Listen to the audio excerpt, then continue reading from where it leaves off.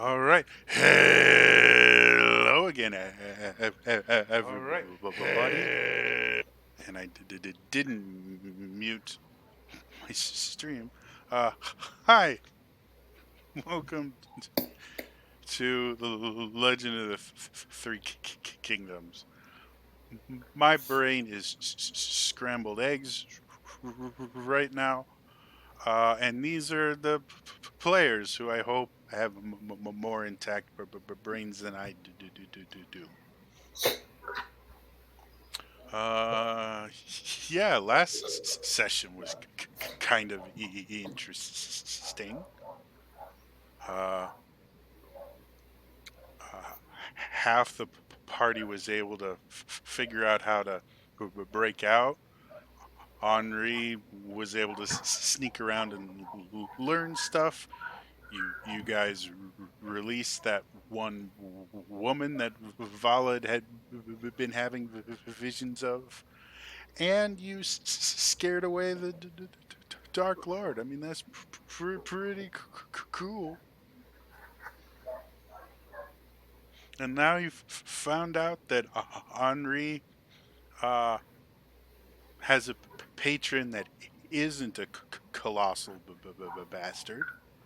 And Vala got to meet her patron, which is kind of cool. So, uh, yeah, let's just jump right back into it. So, at the end of the last session, you guys were able to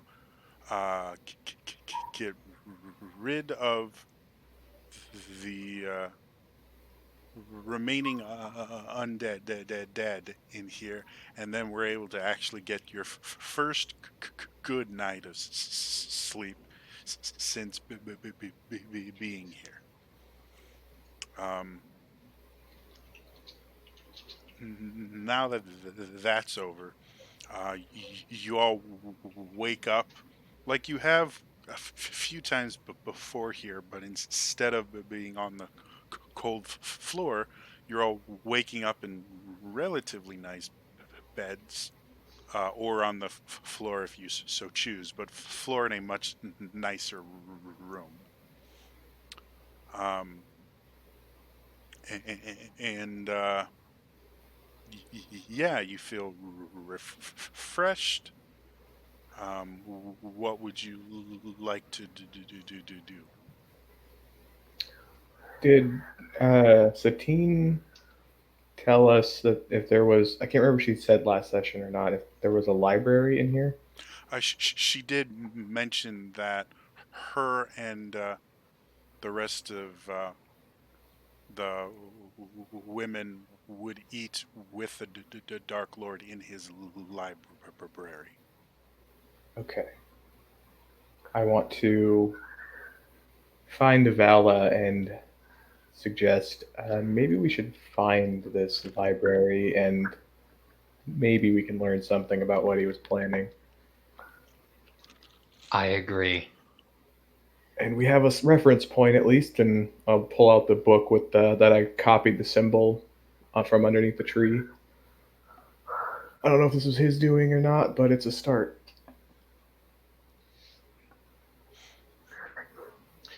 Yes, let's go check out this library.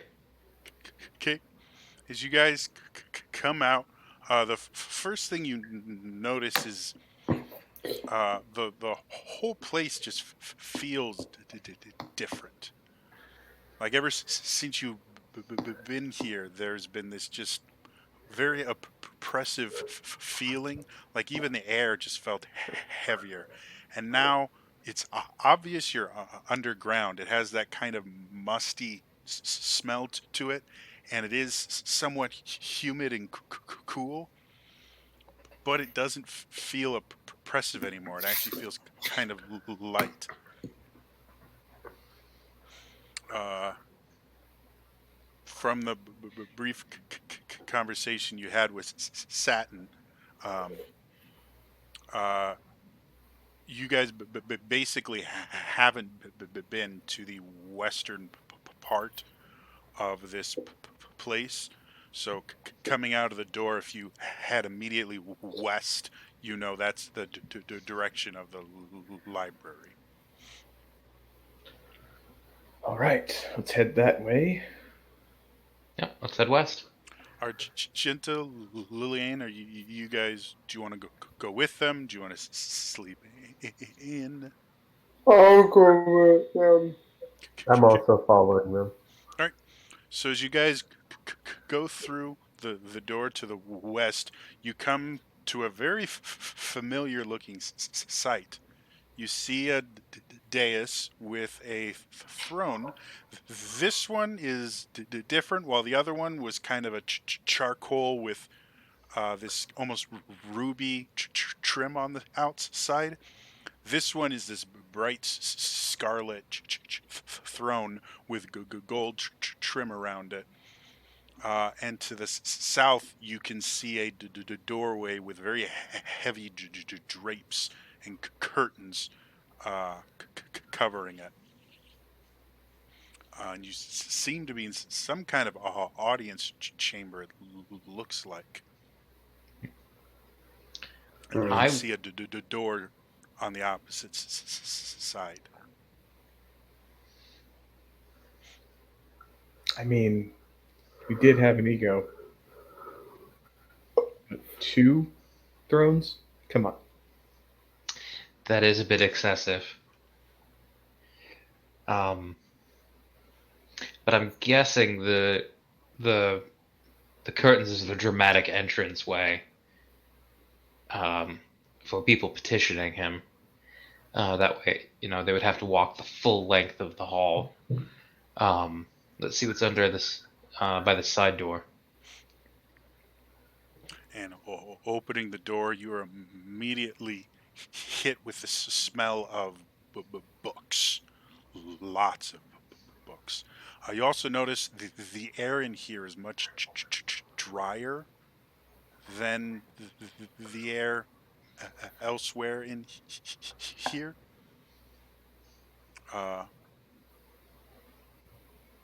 yeah, what do you want to do? Oh, and you see just row upon row of bookshelves.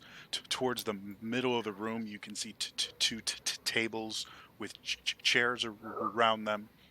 And then to the north, you can see a very elaborate looking door. You Hmm. know, I feel in another life I would have loved this room, but I am so overwhelmed right now. Right? Um, well, what do we want to? What information do we want to focus on? Yeah. Uh, well, do any of you have a way of seeing magic? Because maybe that'll help us out if there's something magical. I do have a wand of magic detection. You go through with that, and I'll start looking for anything that I remember from my brief encounters with the. So, I'm just gonna nickname him Doucheface. so I believe the wand has. Let's double check. The wand has 3 charges. So I will expend one, uh, go through for 10 minutes. Any book, anything that flags it, I'm just going to grab, set on the table, and then go back. And if 10 minutes isn't enough to cover this library, I will use all 3 charges. For the most part, um, you go through with your magic shop vac, or the dust buster, um, and you're not really seeing a whole lot of magic. There's a kind of an aura in here that the wand detects, which is one of the reasons why it's so dry. You also see along the west wall there are holes in the top of the wall that seem to be some sort of ventilation. Okay. which you assume combined with this magic is what keeps this room as dry as it is, which is a good thing because these are all paper books and moist humidity would have ruined them rather quickly. But Right. going through, none of the books themselves have any magic auras about them. As you go past the door, the door stands out like a sore thumb. It has significant amounts of magic on it, some of which are designed to be activated if the door is not unlocked properly. There's some evocation magic there. There's a little bit of illusion magic. Uh, but that's really the only thing in the room that kind of gives off a glow.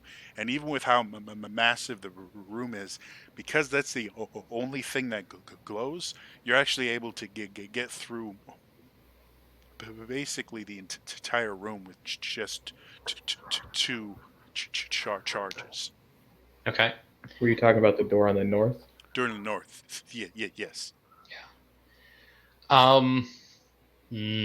That door looks like it's going to be fun to get through. I mean, I could see what's on the other side, unless something prevents me, but Uh, Uh, well, without opening it, I mean, I could see what's on the other side. if you want to try that, you're welcome to. Yeah, I'll use my ghostly gaze on the door, see if I can see through it. Uh, there's nothing there. It's pure blackness. Yeah, I don't like that door. I mean, I can see through walls, but I can't see through a door. I don't like that door. Did you try moving 5 feet to the left to see through the wall? Well, it can only go through so much, and I assume the bookcase kind of trumps the thickness that I can see through for How the book and the wall. far can you see? Uh, it just says solid objects to a range of 30 feet. Yeah, I mean, technically, that means you can see through 30 feet of stuff, with a few exceptions, one of which you found was the material those bars were made out of. Yeah. Looking through the bookshelf, not a difficulty. Um, and you can actually see because the looking through them, they're kind of ghostly see through. So you can technically see them and not see them at the same time. So you can look through the wall. Once you get to the other side of the wall, pure darkness. Yeah, so I think it's the room. Well, I can cast Identify on the door and see if I can see what spells are on it. I don't know if that would help us to disarm the trap. But that involves you touching the door. yeah, that is a bad idea. Um, It might be a bad idea based on our ideas prior to this. you know what?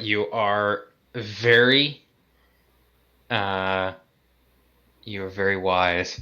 I will step back 29 feet from the door Okay. and cast Mage Hand and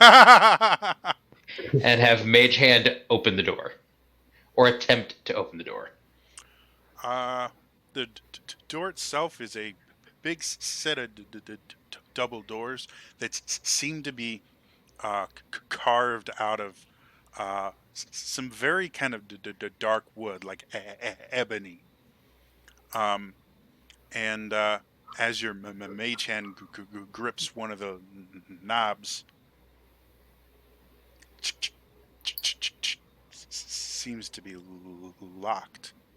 Mm. And as you're sitting there for just a half second going, oh, locked door, suddenly you feel this pain, and the next thing you know, there's no mage hand.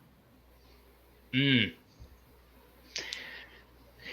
So either that door dispels magic, or it blew up my mage hand. I'm guessing it's probably dispelling the magic and not vaporizing whoever's in front of the door. Wonder if it's something similar to that we encountered below the Temple to Dark Lady. Just like an anti-magic field.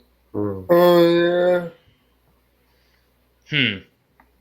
It would make sense because we don't know what's back there, and if we don't know what's back there, chances are he doesn't want anyone to know what's back there.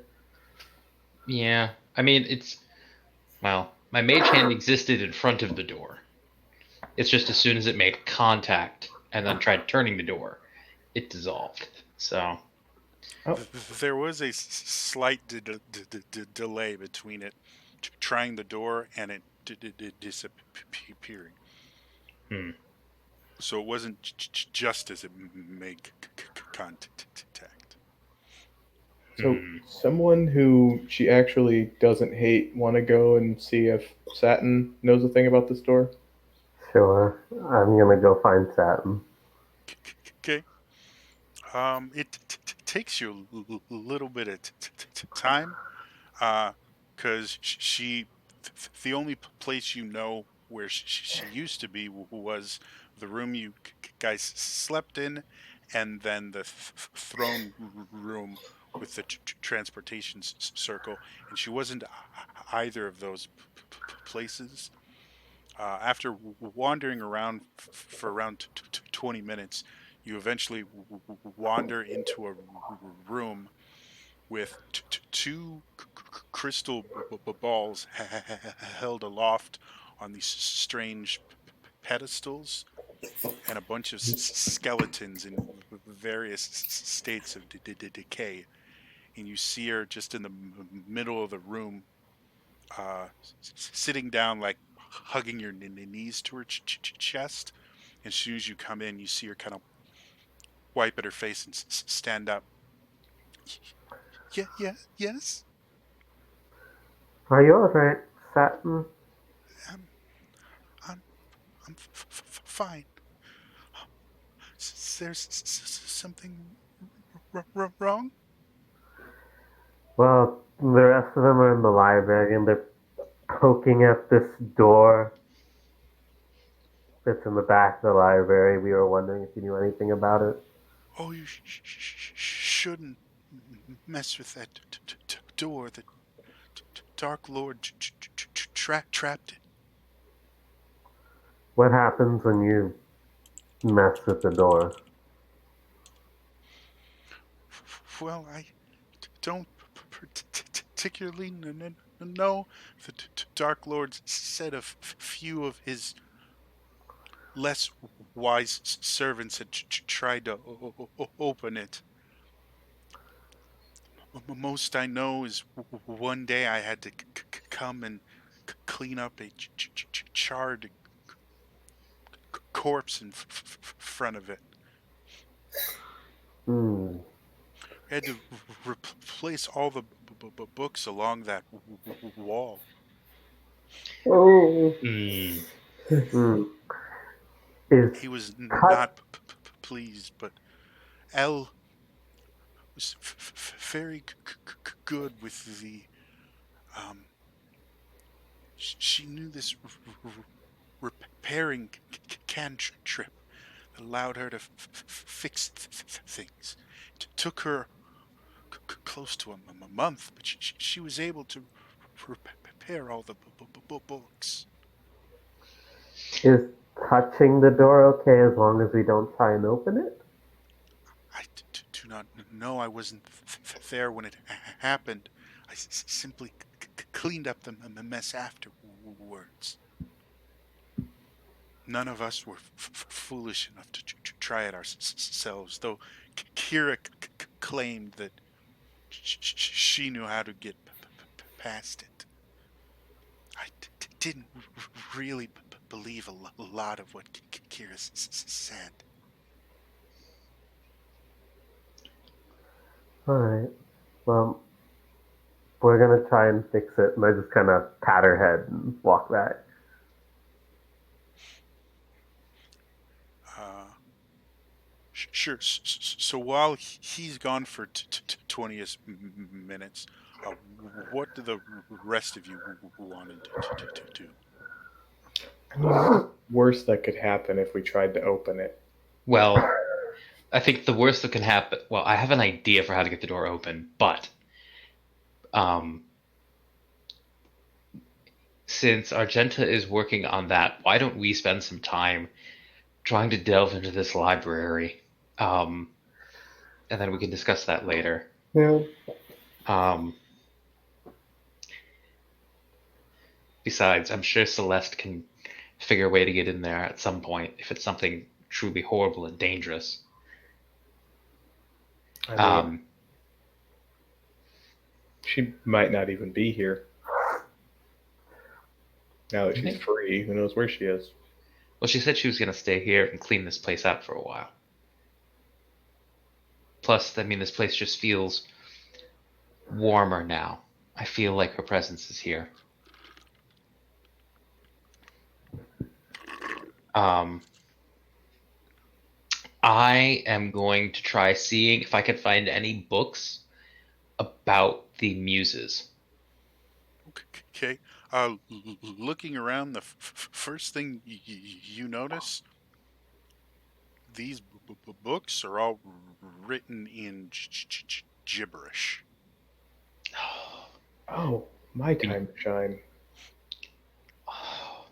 And Uh, I'll just look back regrettingly that I cannot read all languages now. Like sliding doors, I think about the path that could have been. Henri, you actually recognize the language itself. It's very similar to the vampiric, and I think Argenta. No, you wouldn't because you're not here. It's very similar to the vampiric that you've seen before, but it's obviously a different language that's somehow related. But as of right now, it's gibberish to you too. Yeah, Vala. I mean, I can read the words, but they don't make any sense. Hmm. I think it's his own personal language. We need to somehow. We'd have to decrypt all of these books then for his personal cipher. I mean, do you think that might know the way a little bit? It's worth a try. I'm just gonna just scour the library looking for any books that aren't written in the cipher. Okay, go ahead and make me a investigation check. I'm gonna look for anything that's pertaining to either the symbol I copied from under the tree or just any kind of blood ritual that he may have been interested in. Yeah, I went to look at blood magnet before they go to. Okay. Um, Henri, you can make an investigation check too, but yours will be made with advantage. Lillian, you can just do a straight investigation check. 24. Okay, looking through, uh, almost the entirety of this library is written in this strange language, and none of you can read. However, you do come across uh, about three books that look to be written in a uh, just a straight vampiric language. You don't speak it, um, but you've seen things written in vampire. You know, the all the vampire houses use this language. So you recognize the language itself. You just can't personally read it. Got it. Okay, well, I will take those 3 books and set them on the table and be like, well, I don't think these are enciphered. I don't know that they're useful. They could be cooking books for all I know, but that's something. Wouldn't that just coagulate the blood? Anyway, Hmm? That's I'll say, wouldn't true. that just coagulate their meal? Yeah. So rolls from Lillian and Henri. 17 for me. 19. So between the two of you, you're kind of just randomly picking books off of shelf and leafing through them, which is not the greatest way to find information, especially when you're looking through books written in a language you don't even recognize. Um, so it's a long process, a very boring process. But Henri has a slight leg up because he has a single symbol that he remembers and he can reference. And after looking through quite a bit of it, you eventually find a section right here, um, where the that symbol comes up repeatedly in the text. Don't know what it means. It doesn't look to be a word in the text. It's a reference to something else, but it is definitely not a word or a letter. Um, and so, yeah, you have a section of about 20 books that all have that one symbol in there somewhere. Some of the books have it multiple times, others, it'll just show up once. That's Uh, in, as hmm, that happens, Argenta, you yeah. come back in to see them kind of scouring books. And the thing that catches your eye is Vala has 3 books that you recognize uh, the language because you speak it. Yep. So I'm gonna walk over to Vala with the 3 books, and I'm just like, "Good news! You open the door. The view, along with the entire back row of books, will light on fire." Hmm. Well, considering they're gibberish, I'm not as concerned about the book's safety as I would have been a minute ago. Uh, and I'm just gonna like look at the titles of the 3 books she has. First one is a history book.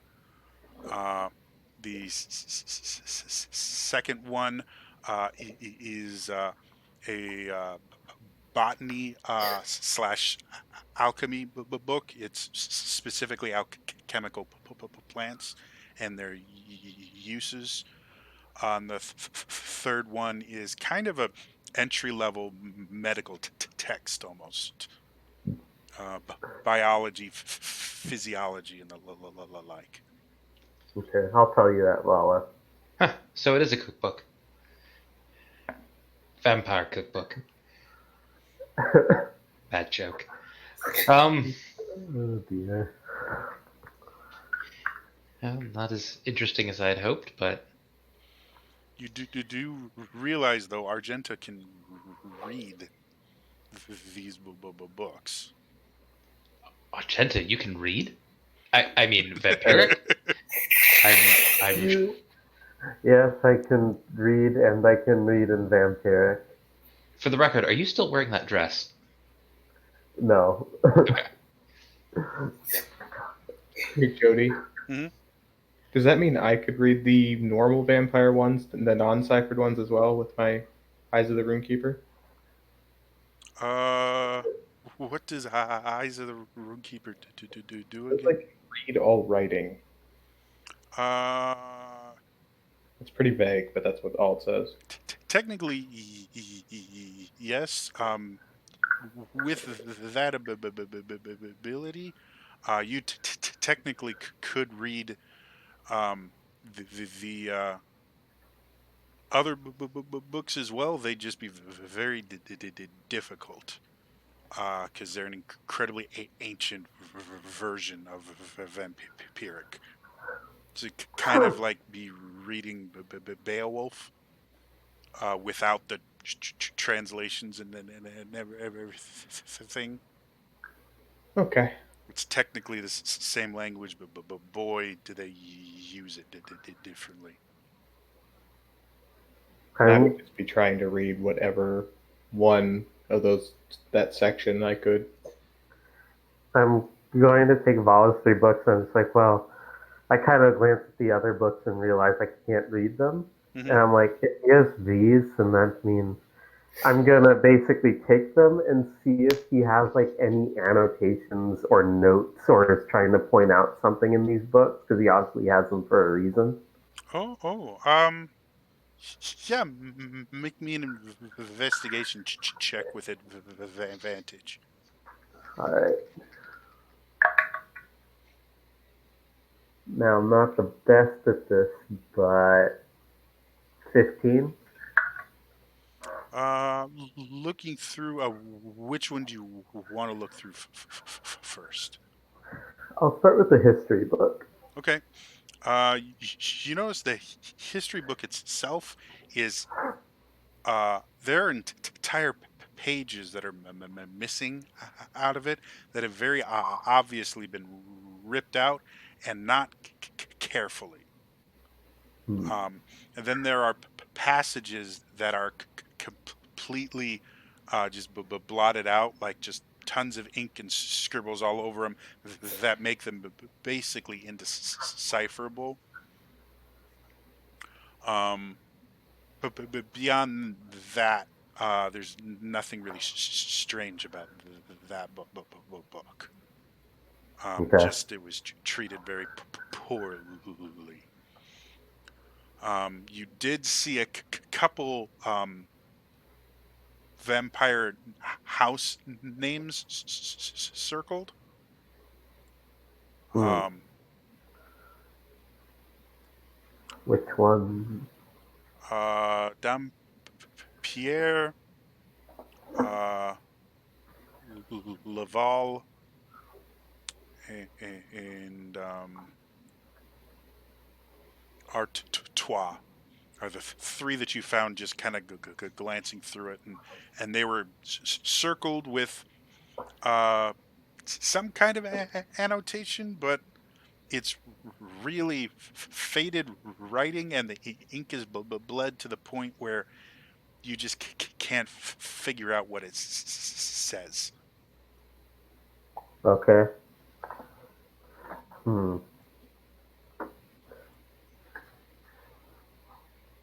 Well, this one he just kind of threw in this book, and but he did circle and annotate these 3 houses, and it's in that weird language it is. It's interesting. Hmm. Is there anything peculiar in the alchemical book? Looking through it, you you see there are a few pages that are very well worn to the point you can tell that those pages were opened and referenced a lot. You can even see the ink itself has been smudged a little bit, where it looks like a finger has just been run over the text uh, over and over.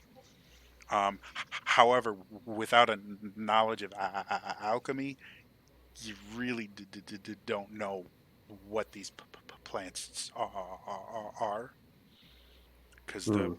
vampiric names of them don't really line up with the common names.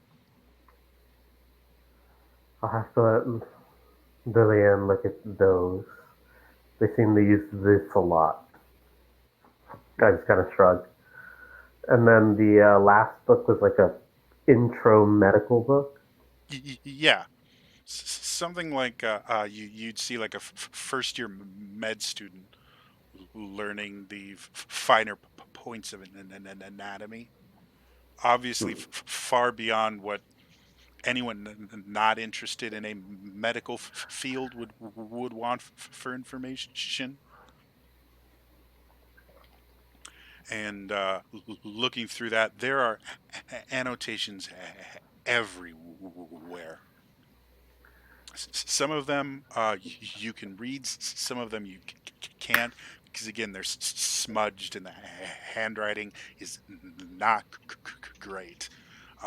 But you'll see things like interesting, or you'll see certain pages have like the dog ear marks on them, where they were obviously the corners were folded to find easier and then unfolded again and things. There's actually a few where the corners are actually missing entirely, probably from having that done so many times. Hmm. And towards the end of the book, there is a full diagram of a humanoid body.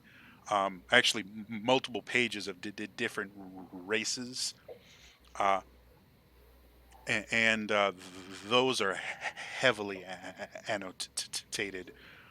Specifically, it looks like the circulatory system. Hmm. Hmm. We have a lot of interest in this one. Hmm. Hmm.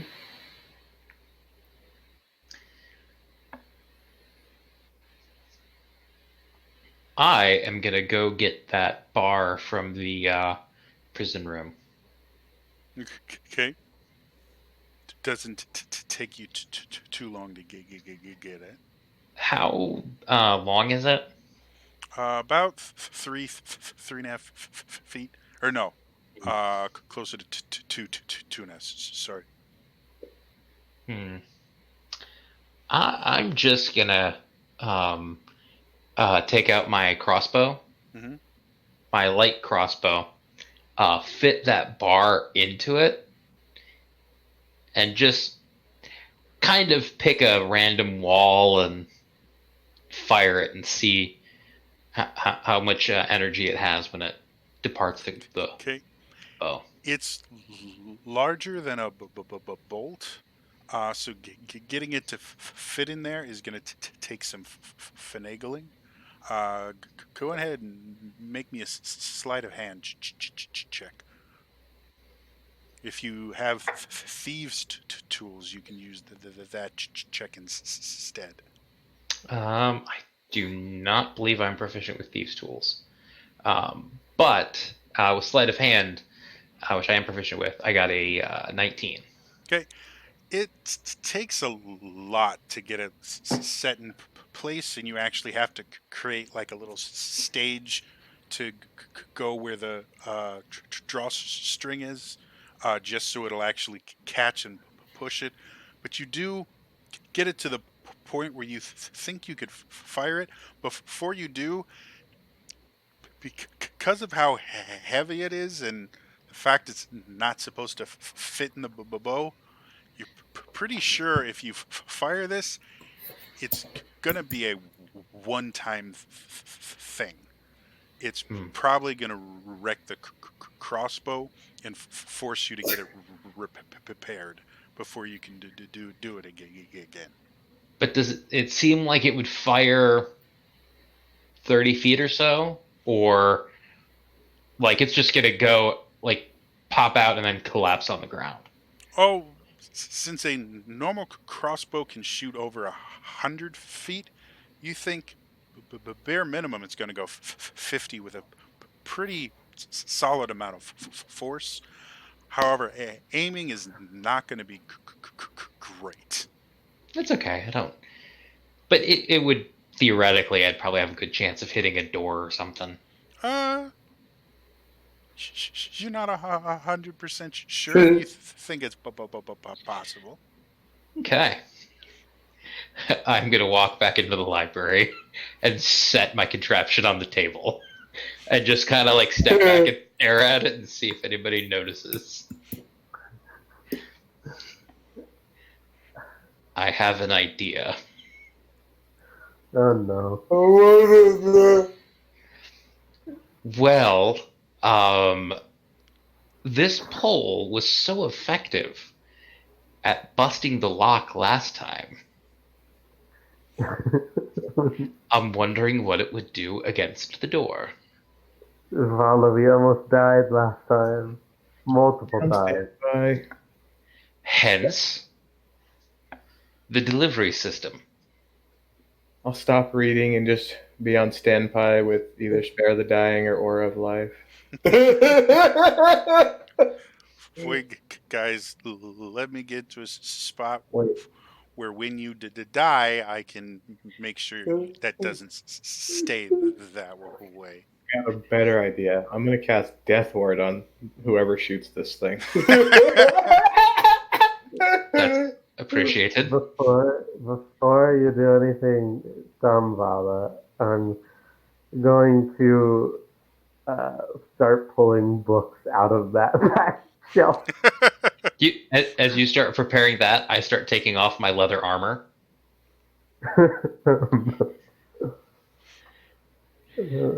And once that's done, I'm going to kind of set that aside. I'm going to take a moment and focus on myself. And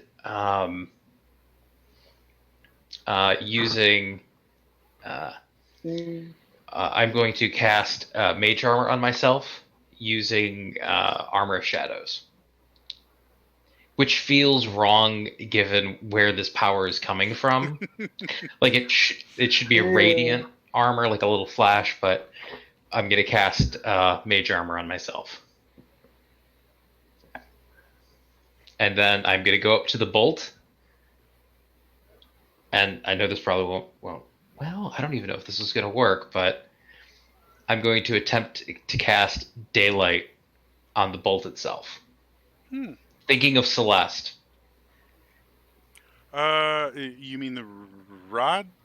Yeah, the rod, yes. Yeah. My improvised bolt. Yeah. The spell, I believe the daylight isn't cast on an object, it's cast on a location. You can do it as an object that you're holding or one that isn't being worn or carried. Okay, so yeah, the spell works as intended. The light is incredibly bright, and as it goes, you actually see a few of the books on the bookshelves start to just kind of smoke slightly. Nice. I will try to keep it pointed away from Henri. Thank you. Or just like try to keep myself between him and the light. Oh, I have the second you cast Daylight, my back was turned. As you kind of hold it there, you actually start to smell something burning, and you can see there's quite a few books now that are actively, despite the fact that the daylight gives off no heat. There's quite a few books that look to be catching fire now. Oh, this is awesome. Okay, guys, I think we're on a time limit. I'm on putting books out duty. Yeah, everybody. All right, everybody get to the far end of the library, or preferably get out of the library.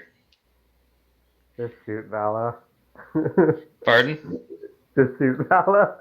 The library's burning down. Just me, surrounded by fire. I mean... At this point, it's now getting hard to breathe in here. Argenta and Lillian, you guys, the books that you're taking out are very, very old. And whenever you're able to put a fire out, as soon as the daylight touches them again, they start smoking and bursting into flames again. The books themselves feel different from the other books as well. They have an almost otherworldly feel to them. I suggest you take the shot, Vala, before we lose any and all information. All right, everybody out. Take a couple of those burning books with you, just in case. No, just shoot it. That'll take too long. Just a couple. Fire. And then once they're out of the room, Mm-hmm. I'm going to get 50 feet away and fire. All right. Take your mini and show me where you're shooting from on the map. I'm for sure grabbing the book that I was reading before, just in case. Uh, The 1 of 20. find my mini. I think it's up. Yep. Okay. I didn't have a thing. Okay, so Each square is 5 feet, or each group of 4 squares. okay, so 5, 10, 15, 20, 25, 30, 35, 40, 45.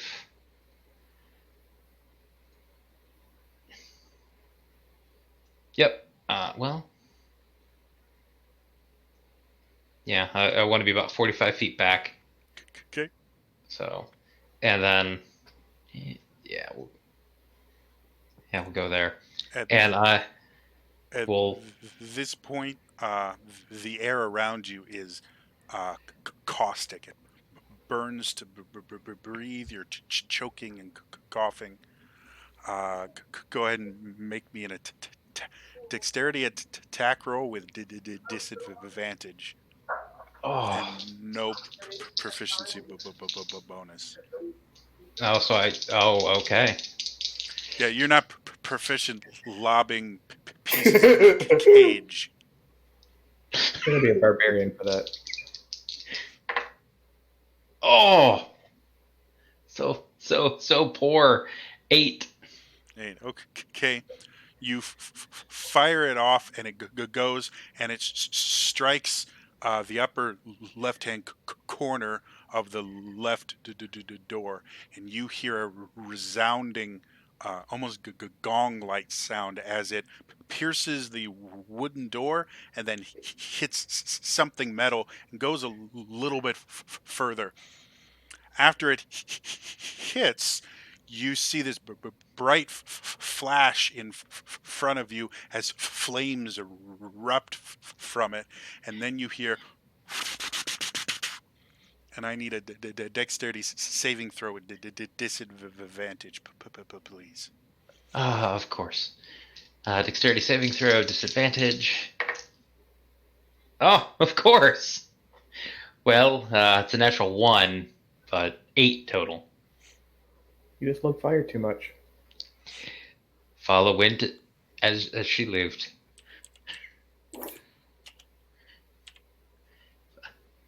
It's fine. I have Death Ward. It's fine. I'm just gonna feel a ping. Oh,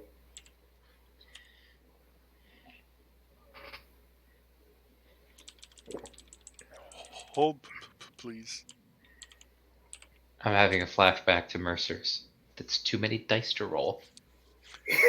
So you feel these 4 bolts stick in you, and you can feel poison going through your veins. The first one does 5 piercing, 10 poison damage. Okay.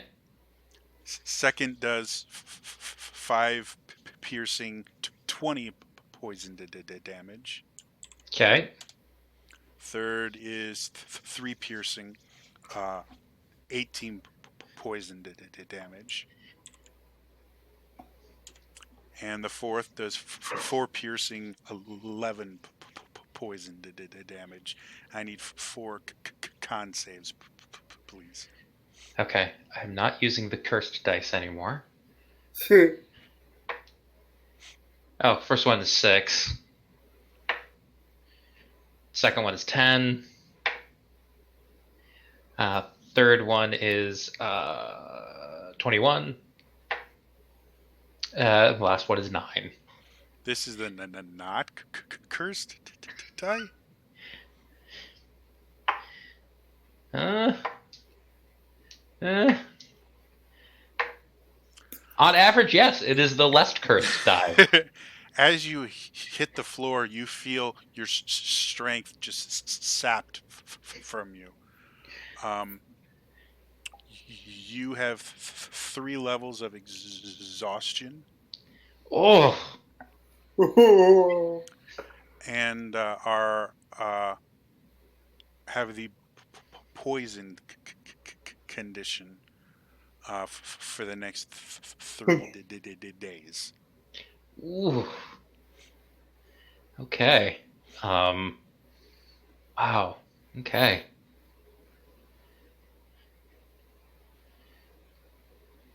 Good news, guys. She didn't die. Also, Yeah. make me 4 concentration checks Okay. for daylight.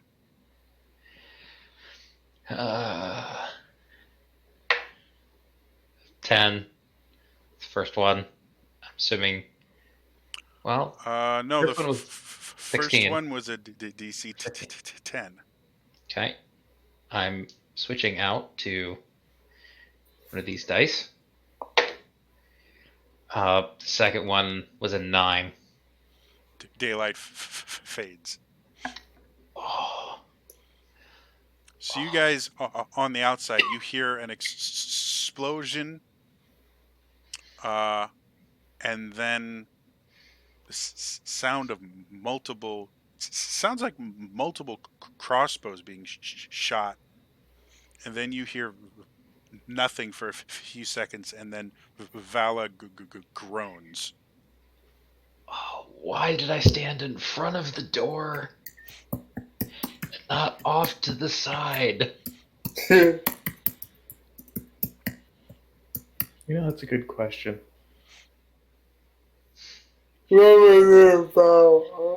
You guys just walk in, and Vala's like slowly just walking over to the table to sit down in the chair, and then slowly pulling crossbow bolts out of herself. As you look at them, they're not crossbow bolts. They're metal and they're hollow. And as you pull them out, you can see there's little bits of whatever was injected in you, kind of leaking out of the ends. Mm. Ow. So perhaps we found what the alchemy book was for. Ow. Yeah. Found out. I have 1 crossbow bolt for each remaining health point I have. Ow. Sorry, 1 bolt. Oh. Is the library still on fire? Now that the daylight spell is out, there's still a few books that are smoldering. But you notice the air itself is clearing out a lot faster than you think it should. You can see this smoke is going out those holes in the west wall, How high up are the holes? right near the top of this ceiling. This room, the ceiling's a little taller than most. It's about a 20-foot high ceiling, and the holes, they're little rectangles about 8 inches long, 4 inches or 2 or 3 inches wide. I'm going to, because I can target 3 people, cast Fly on myself, Lillian, and Argenta. Mm-hmm. And I'm going to fly up and just start looking at the holes, see what I can see. They go upward at an angle, and the angle changes rather suddenly. She can only see about 3 or 4 feet in, and then it goes much more vertical, not straight up. But Do the bookshelves, do they go up to the ceiling, or are they stay up high? Close. There's about a foot and a half to 2 foot of clearance. And will I have I believe it's 10 minutes of flying Mhm. still up? I'm just going to fly around the tops to see if there's anything up top that someone may have missed, that like they were hiding it up out of people's sight kind of thing. Oh, good thought. Take inspiration for that. Um, yeah, quick running over. Not really anything up there, though. Towards the end of your 10 minutes, you do find a spot where there's an outline of a lack of dust, about the size of a book, um, towards the bottom of the or the southernmost bookcase. Um, but that's the only thing you find. Before fly wears off, I'll warn the other two that they're having fun flying around before they fall. So, what are the rest you want to do? Um, you all can hear this kind of clicking and grinding sound. Yeah, I was going to fly over to the back door that Bala shot through and to see if it's like, what's there now? The upper left-hand corner of the left door is shattered.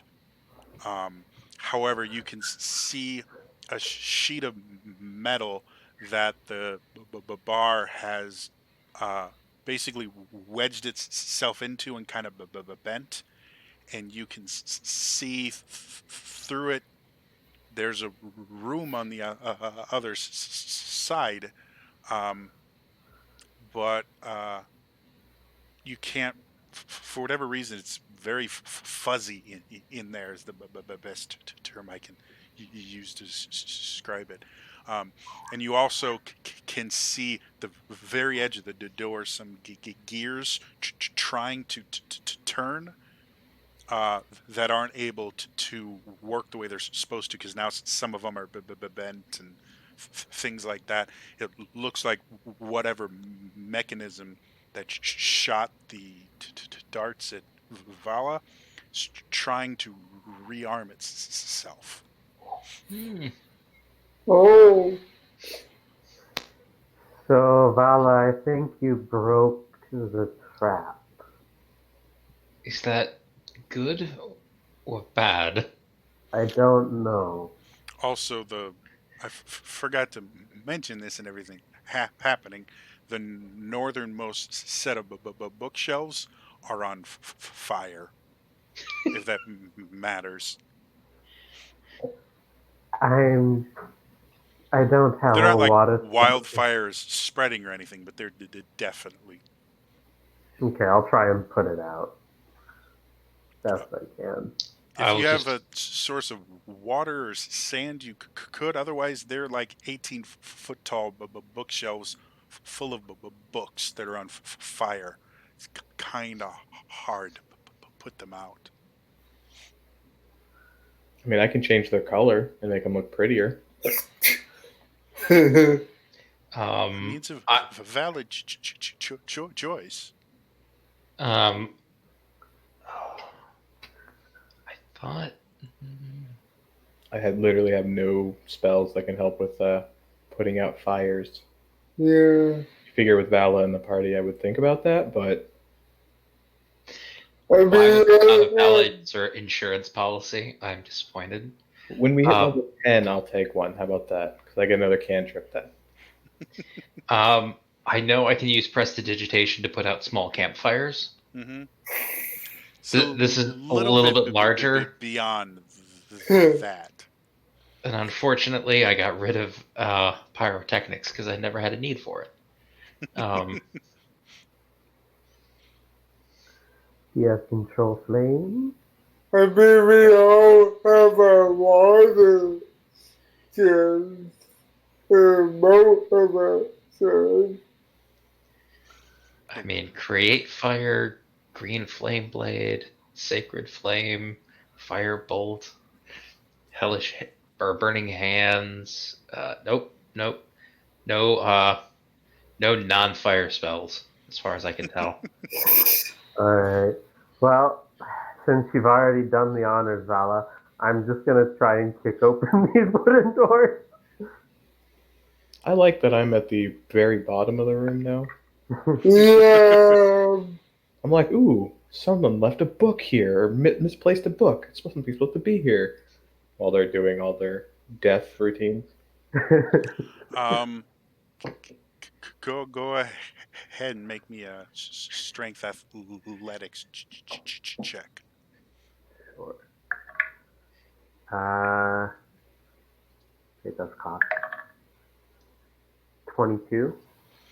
As your foot impacts the door, this is the heaviest door you've ever dealt with.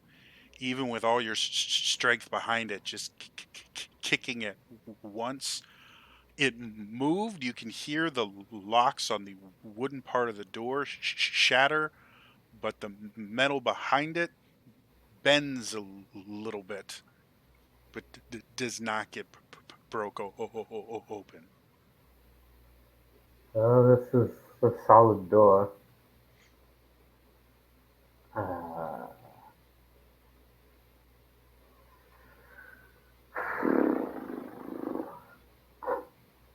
well, you said the lock shattered, right? The wooden door, the lock shattered. There's something else keeping the metal door behind it closed that bent when you hit it, but didn't fully open. There's some type of metal door behind this. Uh, I'm gonna take a short rest while they're doing all this because I have a feeling I'll need Death Ward again.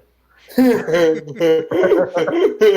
gonna very slowly, because my speed is at half, go and out into the other hall, grab those drapes, rip them down, and then try to smother the book.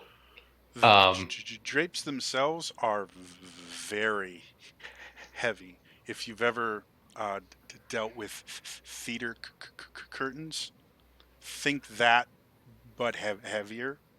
Okay. I need a strength athletics to try and rip them down. Like, where'd Vala go? I suffocated to some curtains, unfortunately. You said athletics? Yes. Okay. Too bad I can't try to intimidate these curtains. And I assume at disadvantage. Yeah, that's Okay, what good. exhaustion means. Good. 2. Yeah, you get out there kind of limping and dragging yourself along. You take just a big handful of them and pull, and nothing.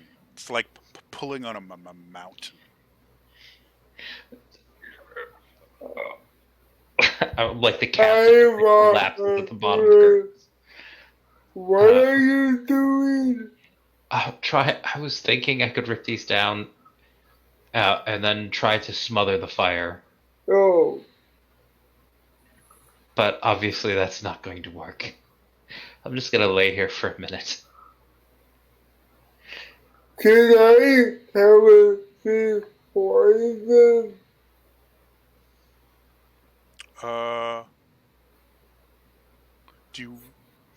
What do you want to do with the poison? Can I tell if she's poison? Sure. Make a medicine check with advantage, since I believe you have a chemical background, right? Yeah. Yeah. Oh. 18. Yeah. She definitely has a poison running through her veins. It's not one you're familiar with, though.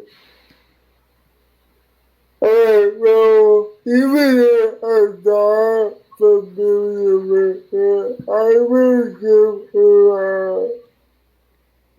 her a toxin. Okay. Let me try something, and I will use lesser restoration on myself. Okay. So, So as you do that, you feel yourself start to breathe a little bit easier. Um, your veins are no longer burning. Um, you still unfortunately have 3 levels of exhaustion, but the poison condition is gone. Okay. I, Well, I feel a little less greener around the gills. you look better. Thank you. I'm just. I thought that was going to work better. Yeah, maybe I can try it. Give it a shot. And No. I'll go down. Sorry, what were you gonna do? I'll try and Oh, pull pull the it down. curtains down.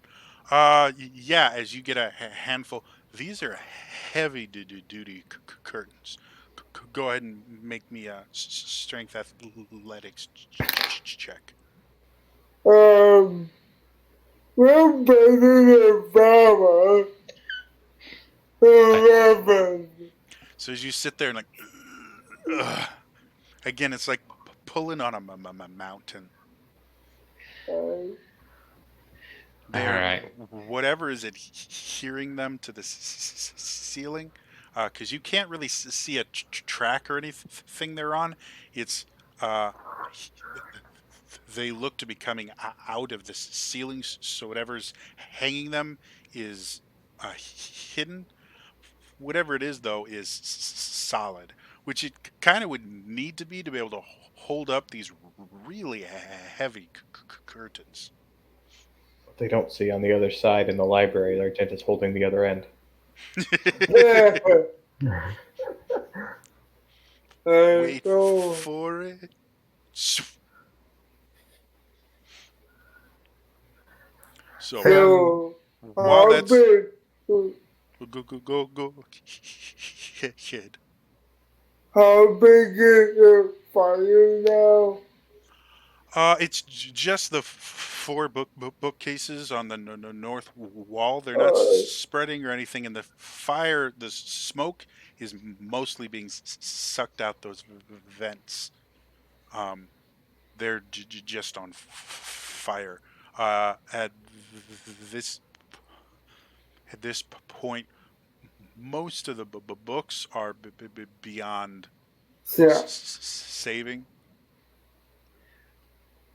I think I'll just like walk back and just keep an eye on it and use prestidigitation to try to like if it starts spreading, I'll use prestidigitation to like try to stamp out that part of it I mean, I and burn don't, stuff out. uh, I don't think that we're at much of an effect. But I'll take my water Hmm. can and pour out one of them. Yeah, with the water skin, I think it only holds a gallon or two of water. Yeah. So as you kind of pour it, it gets rid of a little bit of the fire on one of the shelves, and very quickly the water evaporates, and fire replaces it again. do any of you have like a hammer? uh,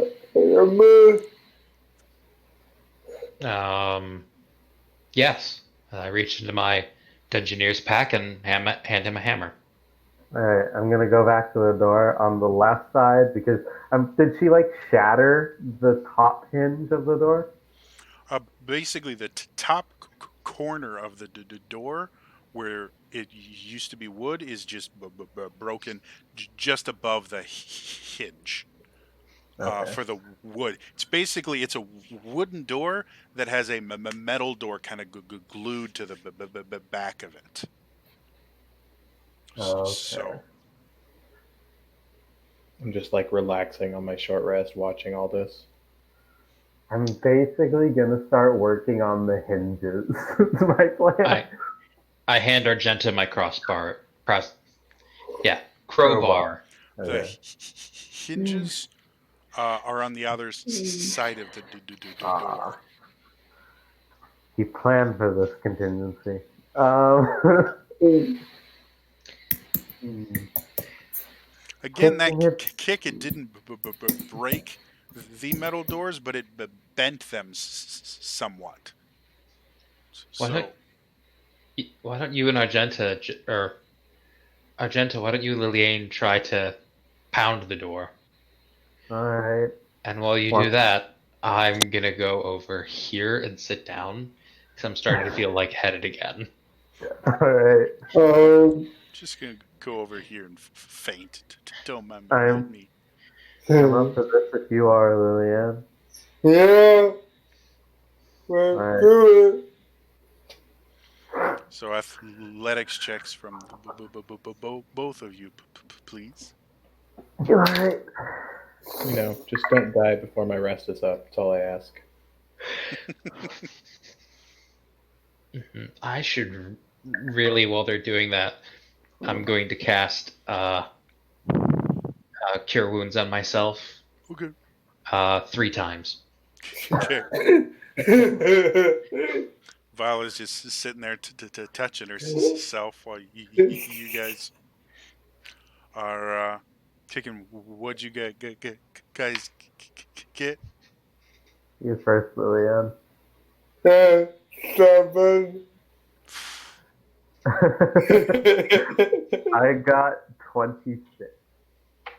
Wow. So Lillian, you kind of go forward. You lift your foot up to kick it, and you hit the wall next to it. However, Argenta, as you run forward and kick it, the doors grunts and groan against it, and then just burst open. And I need a con save from you. Oh dear. All right. Uh, what is that? Plus 8. So, 22. Yeah, as you go in, the first thing you notice is there is this red mist that's just filled the room, and your eyes start to burn like you just poured acid in them. And quick thinking, you just close your eyes, turn around, and just back out. Um, Hmm. and some quick thinking, you're able to just put some water in, but blink a little bit, and you're fine.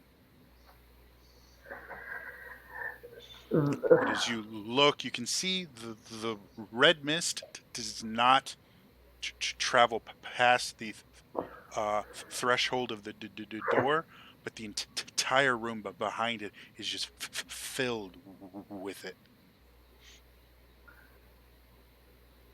Well, that's familiar. Yeah, It burns your eyes when you go into it. That's not familiar, but this is a familiar sight. Vala, we got the door open. Excellent. I will start wandering over there and pull out my wand of magical detection. I think it still has 1 charge. How long has it been since I took my short rest? 20 minutes. Cool. The mist Got burns 40 your minutes eyes. of not dying. The mist burns your eyes. Be careful. Maybe we should wait until that evaporates a little. I don't know if it will. I do think it will.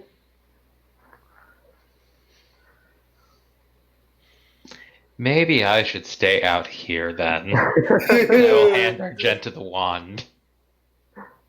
But I have eyes. If I go in there, I'm vulnerable. If I was like a gelatinous cube, that'd be different.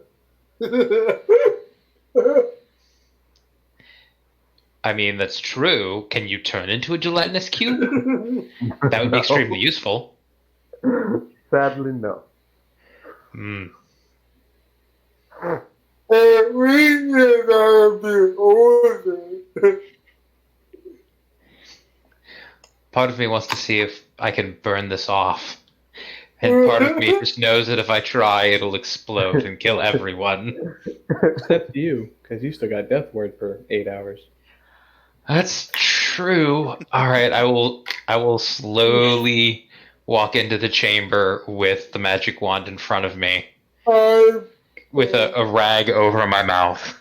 I'll need a con save. At disadvantage. Oh, that's not as bad. 10. As you step in, you kind of blink your eyes.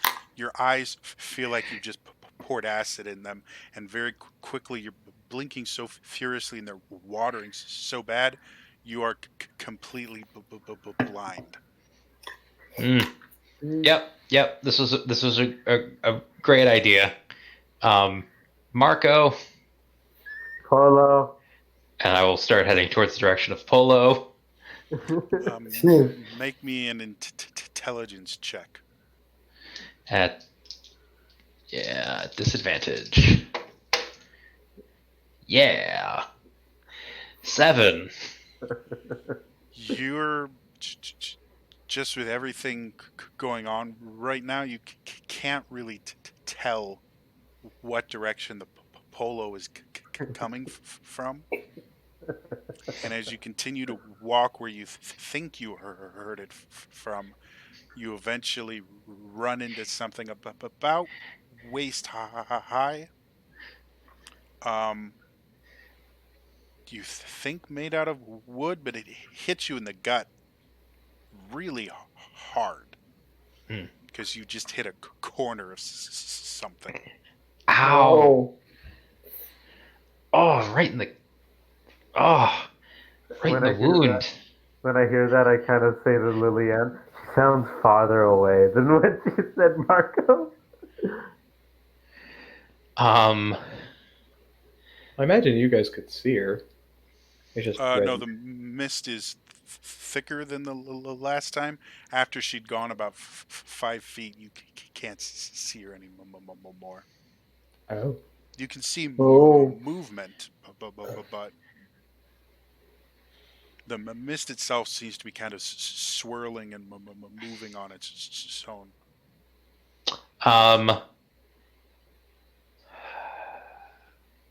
Okay. I I got this. I am going to cast Detect Thoughts Okay. and use that as a radar to detect where Argenta and Lillian are, and then head in that direction. I need a concentration check to see if you can focus enough to cast a spell. Oh. Nope. You try casting, but your eyes just hurts so much, and there's so much going on. You can't even focus enough to get this spell out. I'm going to pull out a torch, hold it out to one of the burning shelves until it catches. and then I'm gonna like see if it does anything to the mist once it's lit. As you push it in, it's almost like you put the torch into a heavy wind with rain, because the torch goes out pretty quickly. Huh. Torches don't work. You think possibly like a larger source of fire might be able to repel some of it, but a torch is such a small amount of fire. It just Hey. couldn't stand up. Vala, create a bonfire. Did I just hear Fala create a bonfire? Sure. I'm gonna The reach out for that room that wooden. you're in, uh, the mist is kind of swirling around like a rushing wind, and so it's the longer you're in there, the harder it's getting to hear things, and you're actually starting to develop a slight headache Hmm. just from the constant howling. Oh, why is it But you did always me? hear that. Why is it always me with the werewolves and the funny mushrooms? I'm tired of being everybody's bitch. And I will reach out, put my hand on the wooden thing that I found a minute ago. I'm then going to back up 5 feet from it and cast bonfire in that direction.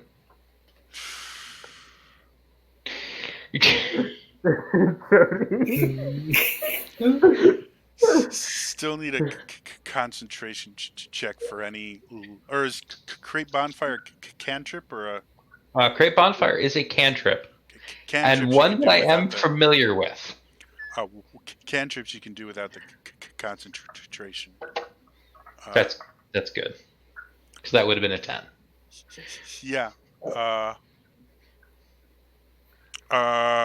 You suddenly feel a heat source in front of you, and even with your eyes as blind, you can see just kind of a glow, because it's pretty bright, and you guys from the outside can now see a source of light. It's tinted red going through it, but it's definitely there and withstanding the torrent. Did that help? I mean, now instead of everything being a dark blur, now it's all kind of a light blur. I'm now going to sigh, close my eyes, and go in the direction of the No. Can one of you guys throw me a rope or something? Here. Hold on to this, Lily, and I leave her the end of my rope as I go in with the rope in one hand, and I'm going to be searching for Vala. Okay. Very quickly, you feel heat in front of you. With your eyes closed, they're not really burning, um, but you can definitely hear the wind howling around you. Vala, Marco. Polo. I'm going to go in the direction of Polo. Okay, make me an intelligence check. I'm going to use my inspiration.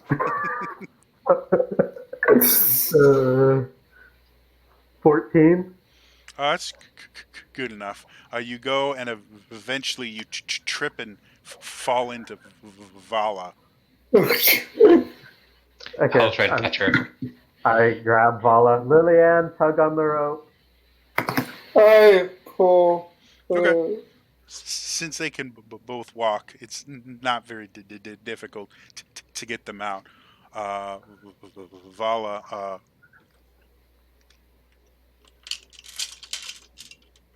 Is now a vampire. yeah. For the next 8 minutes, you'll be blind. Okay, I'll just use my water skin, try to wash the eyes out a little bit. It helps they stop burning, but you're still going to take about 8 minutes for your eyes to fully get to the point where you can use them again. Okay. Well, yeah, that was a great idea. What did that stuff feel like? Was it wet? Was it? Well, as Vala and Arjita come out, they are soaked in blood. Oh, It's in their hair. It's in their clothes. It's dripping off them like they'd just been in like a torrential downpour of blood.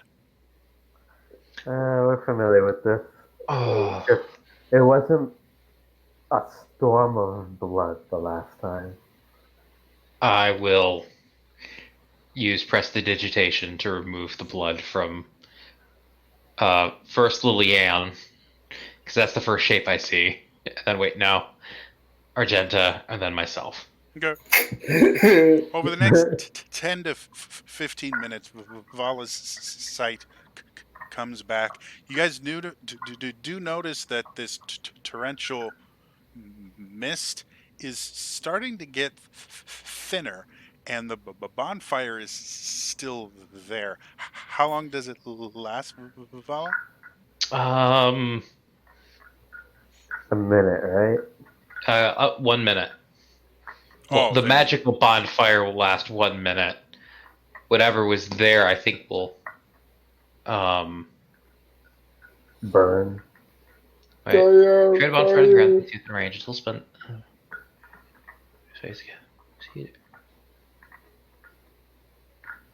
It doesn't say that it actually catches anything on fire, but yeah, the spell lasts for 1 minute. okay. Well, after the minute, it blinks out, and it doesn't get thinner then.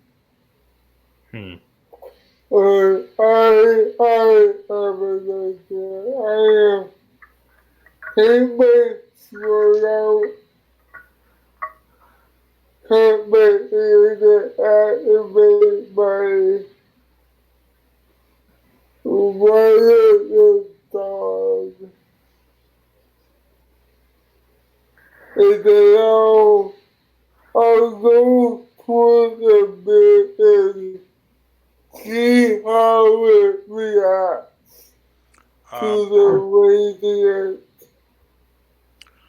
As you put the blade in, um, none of the blood seems to coat the blade, but it doesn't seem to change anything. You'll hear like a hissing sound every so often if there's blood that actually hits the blade and stays on it for any period of time, because the radiant damage does create a small amount of heat. Um, but other than that, it's bright. Like it's not getting snuffed out, and none of the blood is sticking to your blade. But other than that, nothing. Is it brighter than I was trying to the mix? It's kind of like if you put your high beams up when you're in fog, it actually gets harder to see because the light's reflecting off of it. I mean, if we think the bonfire helped before, I could just randomly cast it. Yeah. Could also. I will wait till my eyesight comes back. At this and then, point, it has. And then just inside the door, or a little bit into the room, I will cast bonfire again. Mm-hmm. And just kind of keep that up for a little while, see if it starts thinning it out, and if it is, then I'll just leave that up. So through just trial and error, you're able to see that all the blood that hits the fire, because it's big enough, evaporates. The water in it evaporates, and you're kind of left with this kind of sticky paste, but it's too heavy for it to get blown around by the wind. So over the next like hour or two, you are able to eventually kind of evaporate all the blood, and as less blood is in the air, the wind dies down. Henri, your Hey, short rest is over. hey, you learned that from the Vampire Cookbook. Yeah. Yep. Yeah. Oh, I hate blood magic. And as you look into the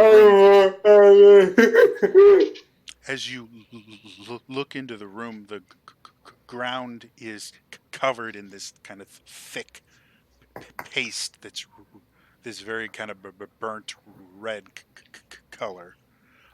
And you can see what looks like the remains of a coffin in various smoldering pieces in the center of the room. Um, and as you look around, you can see the walls themselves look different.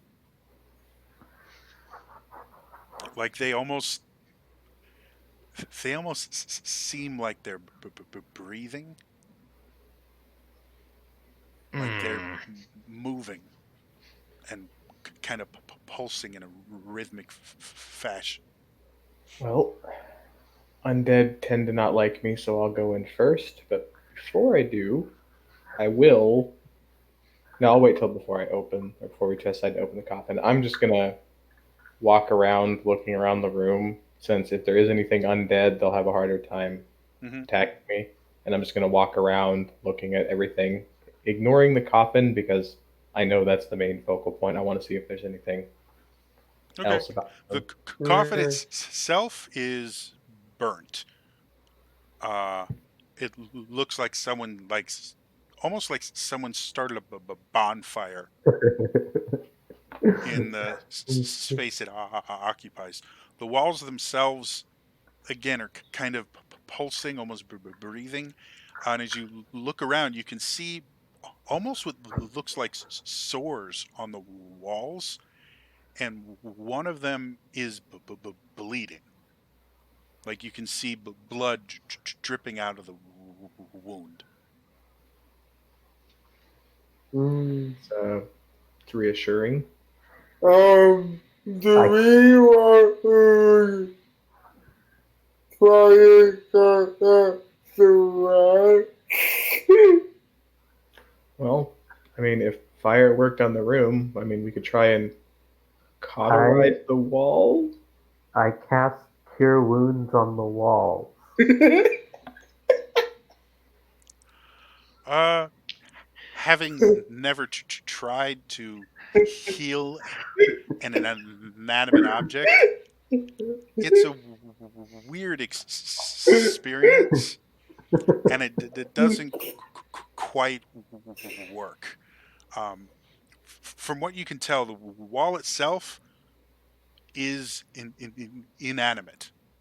It Okay. looks to be made of a composite of a bunch of different organic materials like wood and plant fibers and things, but it's an object. However, there is blood inside the walls. Hmm. Okay, well, what? Well, since it's been a short rest, I could try and see through the wall again. Mhm. I'll use my ghostly gaze again, but this time in the area where the wall is bleeding specifically. Okay. As See you if it, look again, you can see through the wall. The wall itself is remarkably thin, only a few inches thick, and then there's that blackness that you've come to understand is that metal mixed with electrum and everything that blocks magic, basically.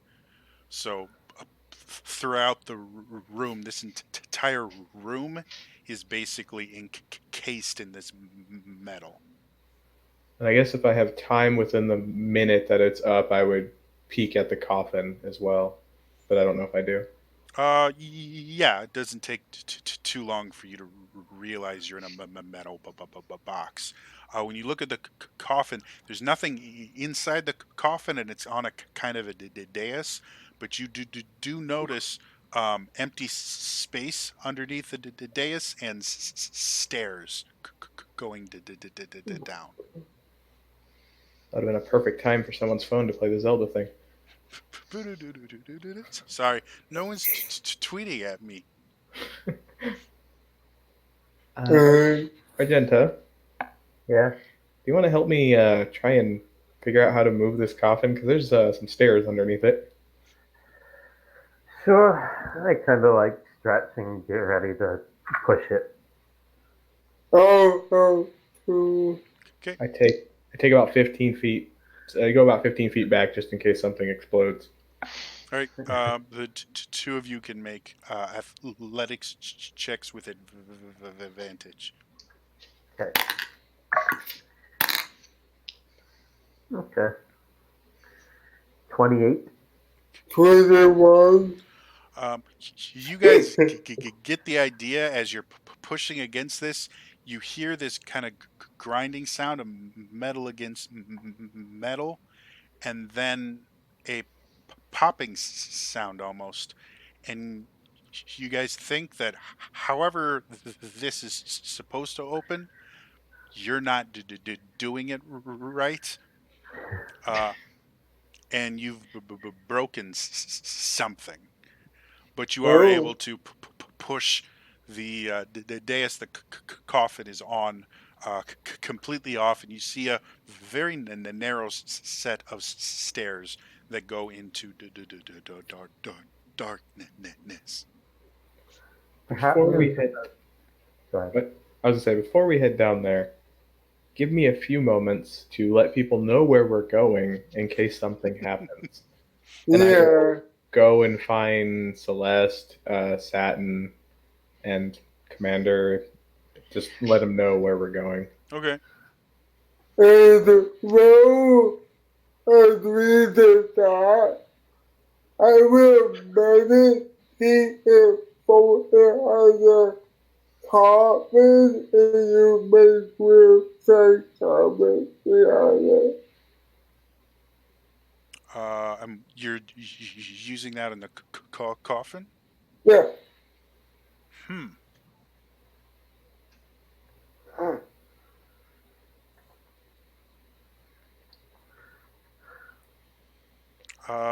Make a wisdom ability check.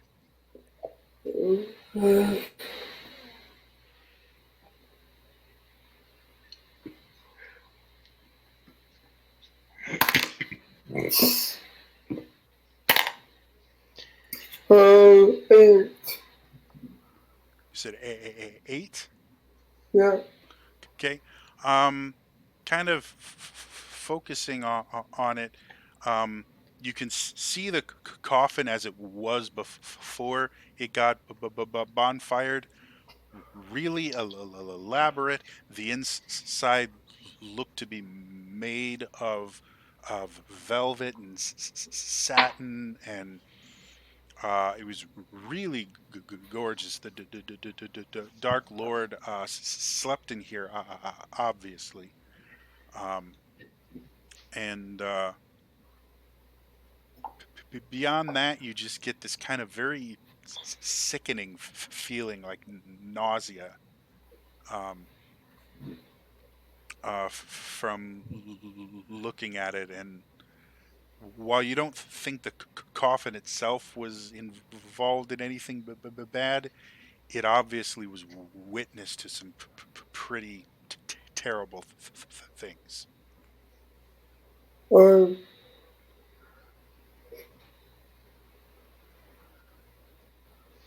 So, Henri, you have no trouble finding the commander, and he mentions that he'll let other people know Okay.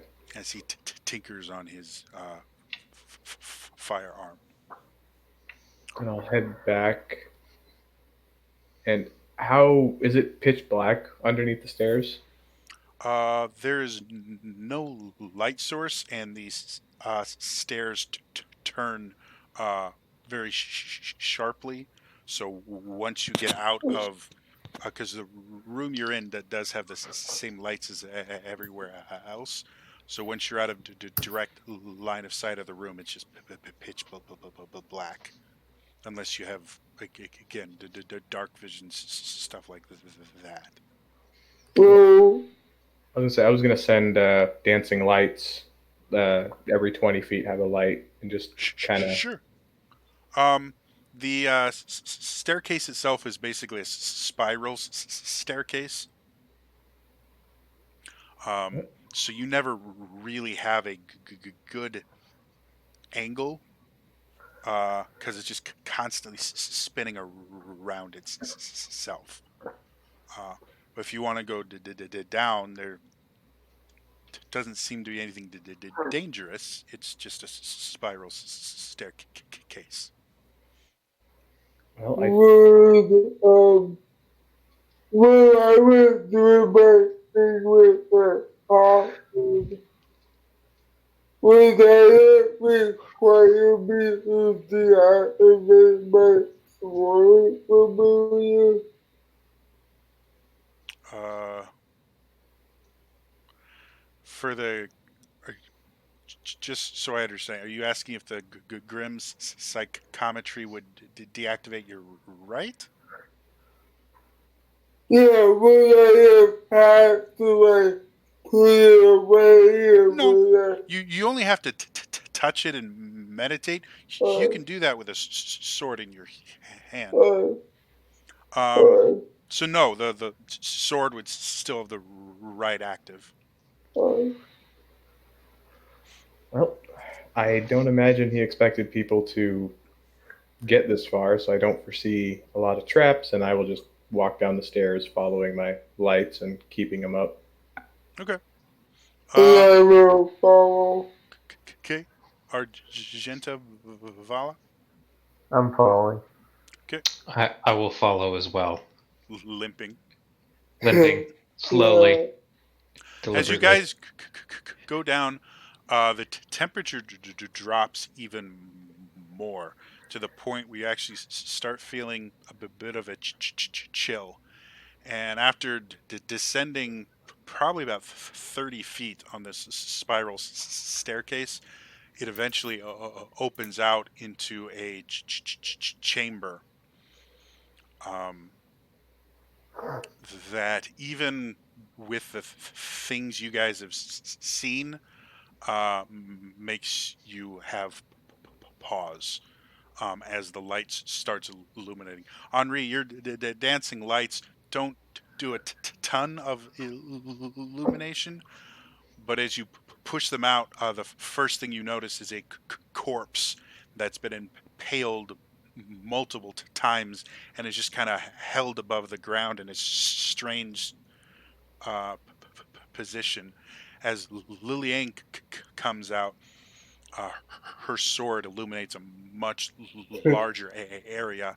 You guys realize you're in the middle of just a massive room full of corpses that have been impaled in various strange ways for hundreds of feet. You can't even tell because your dark vision and your light sources don't go far enough to see all of them. Well, But just the brief area you can see, there's at least uh, 40 to 60 corpses. And these are of the non-screaming variety. You don't hear anything when you get in? Uh, let me first, just in case. Sorry, what did you say? Oh, I was saying, let me go first, just in case if Oh, they spring up. okay. You do notice they look the contraptions that are impaling them look kind of similar to the things you've found before, but these are distinctly different. Those they almost looked like fountains, and the blood from these corpses was kind of dripping down and collecting in pools and things like that. These you don't really see any blood dripping, or the few places it is, it's not that much. I think we found his pantry. Oh, Nice. or Robert, so he was back in the doing that right. I want to look around to see if I can find which of these corpses would be considered fresher. Okay. Make me a perception check. 20, not natural. As you look around, your eyes kind of focus on the corpse nearest to you. And you kind of go over and try and figure out what you can. It's young woman. She's wearing a dress that has tons of holes in it now from all the impaling. She almost looks familiar to you. And as you kind of stare at the face to see if you can recognize her, her eyes move and meet yours. Well, there goes me trying to speak with a corpse, I guess. Um, this is who I think it is. I'm thinking it's the lady from the one I suggested follow me way back when. Uh, It looks somewhat like her. It's weird. You know exactly what she looked like. The clothes are the same, though obviously destroyed. Um, but something about her is very different. Her face doesn't look quite the same. Her nose seems slightly different. Her eyes Hmm. seem different. are you capable of talking? You just see her. She just keeps staring at you. Nothing else in her body is moving. You don't even see, um, or you do notice her chest just barely moving to show that she is breathing, but there's such incredibly shallow breaths you wouldn't notice it if you hadn't looked. Beyond that, though, nothing is moving. You do see a single tear start to form in one of the eyes and just kind of drip down her face. Would I ascertain if she is savable or if she's beyond saving? Make a medicine check. I will use my inspiration from earlier for advantage. That turned from a 2 to a 15. Looking at her, you can see again she's in this strange position where uh, she's almost kind of horizontal, but her lower half of her body is kind of twisted down, and her upper half is kind of twisted up, and there are just countless um, uh, pieces of metal that just pierce her skin in all these different places. Some going clear through to the other side, some going in and just ending inside of her. Um, but every wound she has, there's a little bit of dried blood around it, but there's no blood dripping or anything like that. And the wounds themselves aren't infected or decaying or anything. They're just there. Well, she's not Um, dead, but I don't know if we can do anything for her.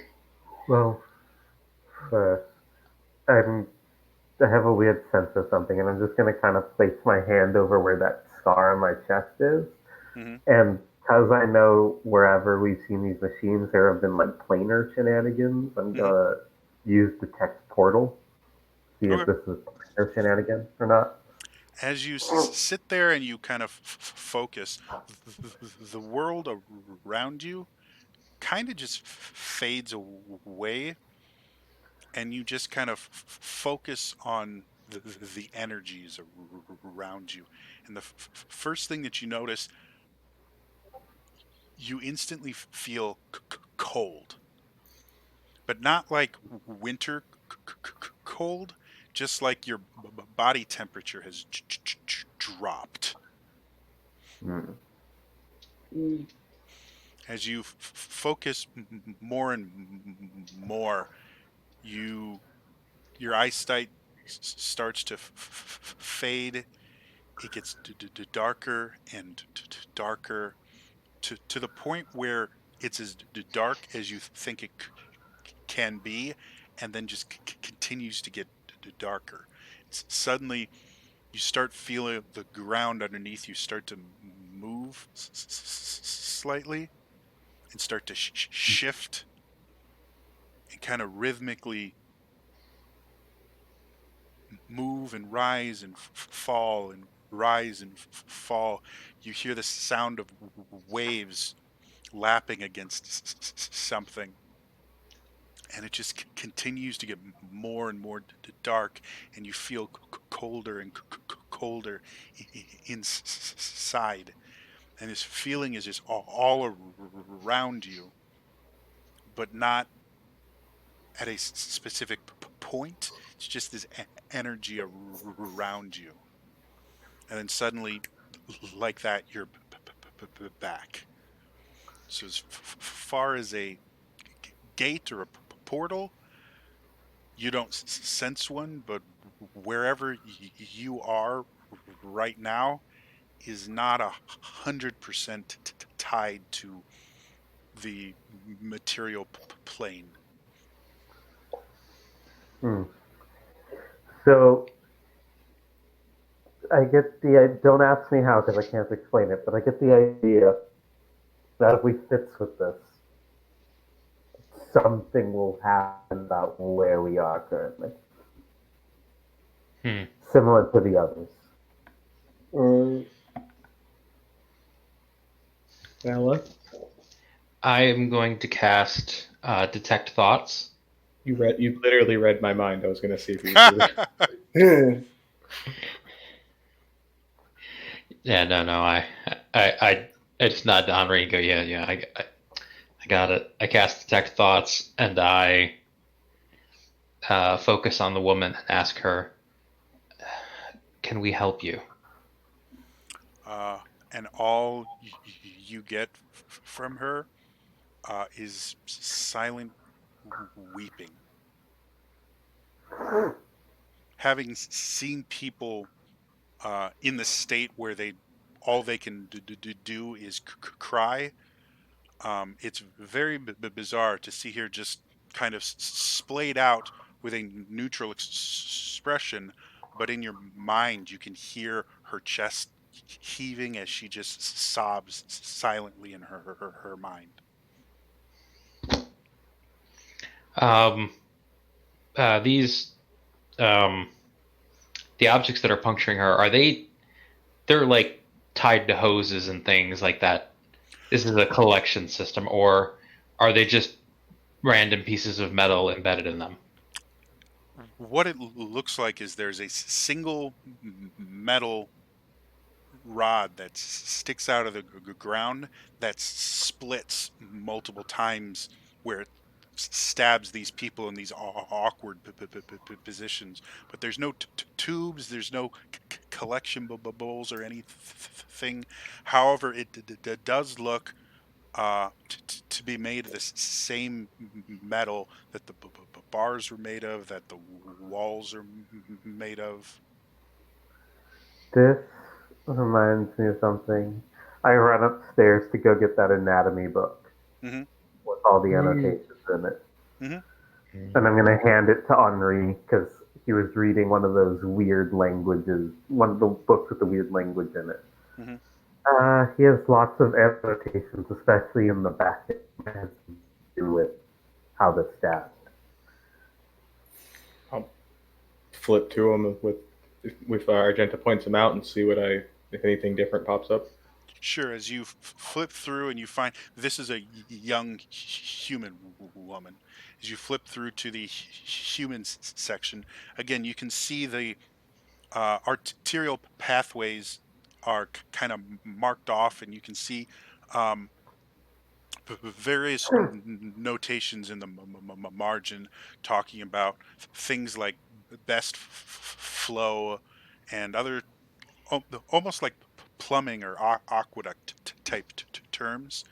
but you do notice everywhere where she is pierced is marked somewhere in on this diagram as a place where flow is maximized. Now, not every single place that's marked like that does she have like piercings, but every one of the piercings she has lines up with a mark, if that makes sense. And I assume that a lot of them are on major arteries and stuff like that. Yep. She Yeah, I actually don't. has one that's going on either side of her neck, or I think. two technically, that are going straight through her neck actually, and through her voice box, which would explain why she's not speaking or anything. Well, the only She's thing we can do, I think, is just end her suffering, and then I could speak with her after enough time and possibly see if she has any information. But it only works if she's dead. But I don't think we can help her either way.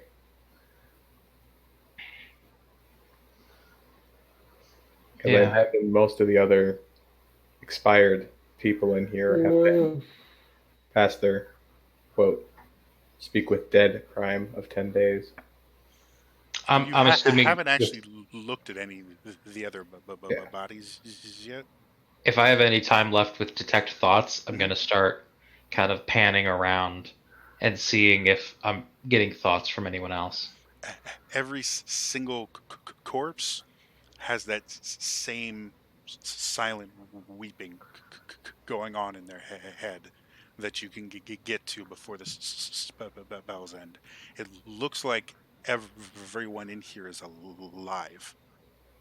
They're all alive still. Well, I mean, I'm working out here and just remember numbers. You want to get a rough count? Is that what you're asking? Yeah, I'll be walking Okay. around into The room itself is massive, easily larger, many orders of magnitude larger than the entire layer you were in. And Hmm. after going through and doing some basic math, you think in the neighborhood of between 400 and 800 people are here. Again, you don't actually have the time to count them yeah. all. There's just so many, but you think in the neighborhood of like maybe 600, give or take about 200. Argenta, Yeah. because I know you're a lot quicker on your feet. You want to see if you can track down Celeste and see if she has any thoughts about what we could do in this room? If she's Sure. here. Especially because if we fits around with this, we could appear Yeah, anywhere. bad could happen, yeah. Yeah. So I'm gonna go find Celeste if she's around. Okay. Uh, she's in the throne room with the teleportation circle, Okay. and as she sees you, she kind of is smiling somewhat. She looks content, and as she sees you, her face instantly falls. She says, "What is wrong?" We found something. We were wondering if you could give insight on what we should do with it. And she kind of looks at you. This is very bad, isn't it? Likely. Yes. Yes, it is. Lead me to it.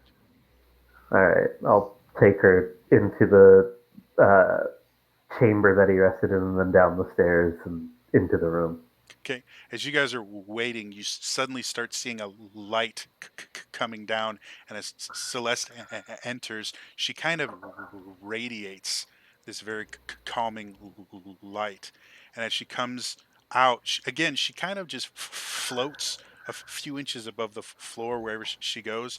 As she comes in, she sinks to her feet, falls to her knees, falls down to the ground, and you can just see tears streaming down her face. I will go to her and try to help her up. She accepts your help, and it takes her a good 5 minutes to kind of compose herself. And she turns to you. He's How could any living creature do something like this?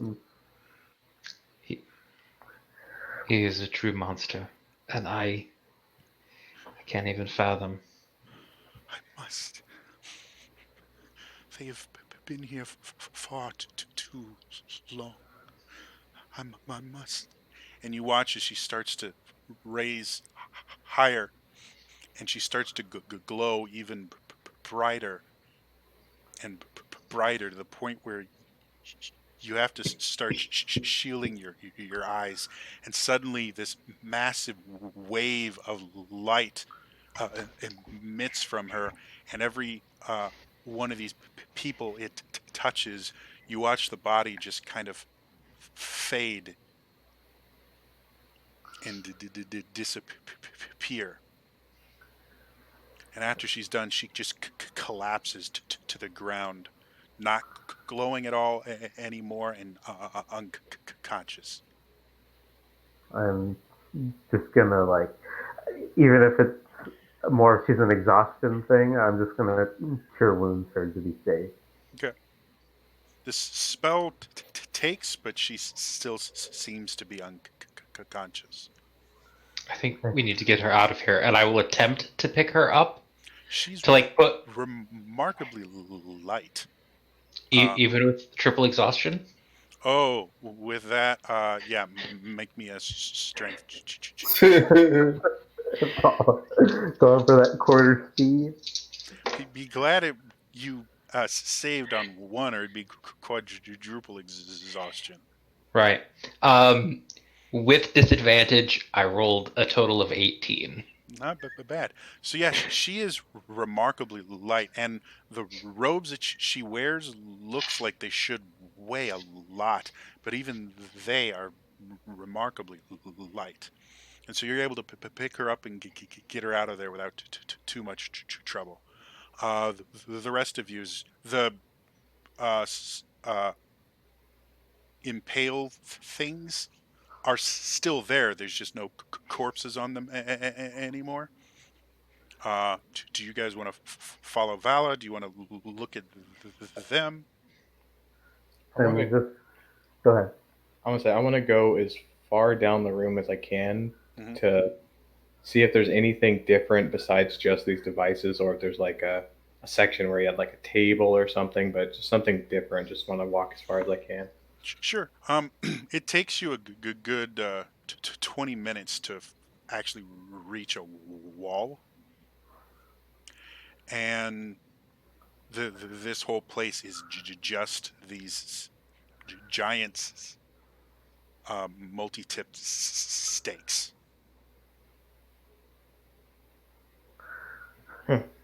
Well, I don't want to touch any of these things in fear that I'll be drowning for all eternity or burning alive or, you know, as Yeah. ridiculous as it sounds, through time. Yep. Well, the bot. Genta, you do notice that after the wave, you don't feel that oppressive chill anymore. Hmm. Well, she got rid of the power source. I don't know what that means for this place, though. I wonder if there's more to this. Like if there's a secret. I'm just gonna start looking for a secret wall, perhaps that leads to. Because every other device we found like this had some either hidden chamber that was walled off or something that prevented the actual mechanism from showing. Hmm. So I'm gonna look around for some kind of hidden As you door. look at the walls, there's nothing. However, as you pass by one of these stakes, uh, and you just kind of glance at it, you notice the parts that used to be embedded in people have holes in them. As you kind of look at it, the entire stake is hollow, all the way going into the floor. So we gotta figure out how to get below. The where the blood bank is. Yeah, because I mean, you remember back in Dorme, there was that hidden object, but it was a smaller version of this, I would assume. So I could only imagine what it looks like below. Yes, and then there was that one scientist vampire, I guess, who was experimenting, and he had something similar to this room. Yeah, this just I get the idea. It's just a way bigger scale of that, and he's had plenty of time to get it up and running. Is the floor like polished stone, or what is it made out of? Uh, yeah. It's actually tiled. Hmm. Well, if we take a break for an hour, I could cut our search down a little bit, but I mean, can only look through a small portion of this room in a minute. So I think we're actually better off just pulling up all the tiles. Hmm. Oh, it'll take some work, but I kind of think we should wait for the ramifications of getting rid of the power source beforehand. I don't feel the weird energy anymore.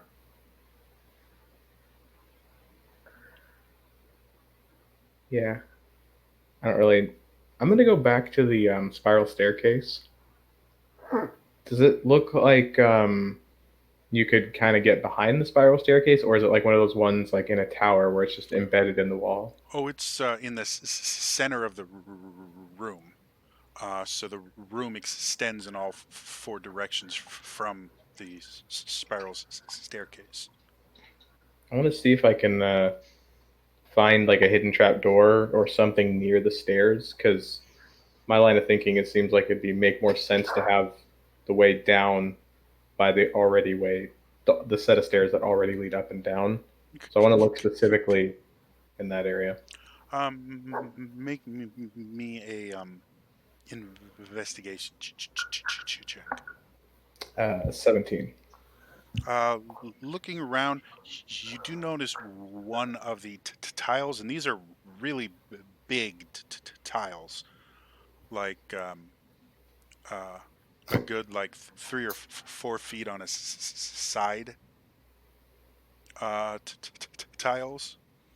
You notice one of them, the grout around it, uh,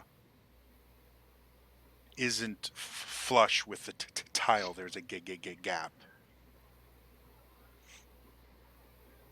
Well, that's a start, but I mean, I know where it's at now, so we could probably wait for the rest of the group, let them in on what we found. Yeah, Vala herself, and I think she needs to recover from the Vala. She Vala herself. Yeah, I've taken Celeste upstairs. I think probably into the chamber we were in last night. Mhm. And then I will get Satine, Commander. Satin, not Sorry, Satin, not Satine. Thinking of someone else. I will get her and the Commander and have them kind of watch over her. Mhm. And then I will head back downstairs with the others. Okay. As you come back, you see Argenta and Henri and Lillian all coming back up. And as you all meet in the coffin room, you notice the blood that was dripping out of the walls has stopped dripping and has started to just dry up like normal blood would. Well, that's good. I mean, obviously, that was those those people the source for the blood. Yeah. Well, I mean, do you want the good news or the bad news, Vala? Oh, I'll take the good news first. There's more to this place, and it goes further down, possibly. Hmm. So you remember the mechanism in Dorme, right? Yes. I'm thinking it's going to be on a grander scale. Do we? I mean, do we think that this Dark Lord was behind those? Are we dealing with one group, or are we dealing with two groups that are using the same techniques, the same magics, that just happen to be a little bit similar? I like to imagine, since he was, because from my time under him, anytime I came into contact with anyone who could read the marking on my face, would know that I'm branded and owned by someone who they don't appreciate. So I get the feeling he was on his own and trying to replicate something that they were doing. But at the same time, I'm not sure he's. I think I think what's her face, the one that you tricked, Elle. I think she was more of the brains in this. Hmm. If you want to kind of compare the devices, you can make just a history check. I mean, I will. I mean, I can't because I'm just too tired to remember anything. That's only But 11 for me. I was gonna say I could hum some focus music, like the deep focus playlist on Spotify for somebody as they attempt to recall it. I'll give it a try. Hey, look at that. 13. All right, that's decent. As you focus on it, um, the one thing you can, or the two things you can kind of remember about both devices you've found is that both devices were a single device that had multiple people connected to it, where this was literally hundreds of individual devices. And the second one is the ones you've seen thus far would pierce the skin, but the blood would run down. They weren't hollow or anything like that, and they all had some sort of collection place for it. Right. Whereas this was very self-contained, almost medically sterile. So obviously, like those, there was just this reek of dark magic, and this just was. There was obviously magic involved, but it didn't quite have the same feeling. So similar, but noticeably different. So the other ones were like the artisanal blood magic. And this was more your big box store industrial blood magic. Kind of, you know. Like they're both blood magic. Also, these machines didn't necessarily try to suck in new victims when it exhausted their victims. So I mean they're related, but it's probably not the same. There's a similar root to both of them, but Yeah, I don't You know, the, know. the difference between like a family restaurant and Cisco or Cisco. Got it. They're both food, massively different though. Yeah. So, but I mean, there's got to be. I mean, these pipes have to be going somewhere. Well, yeah.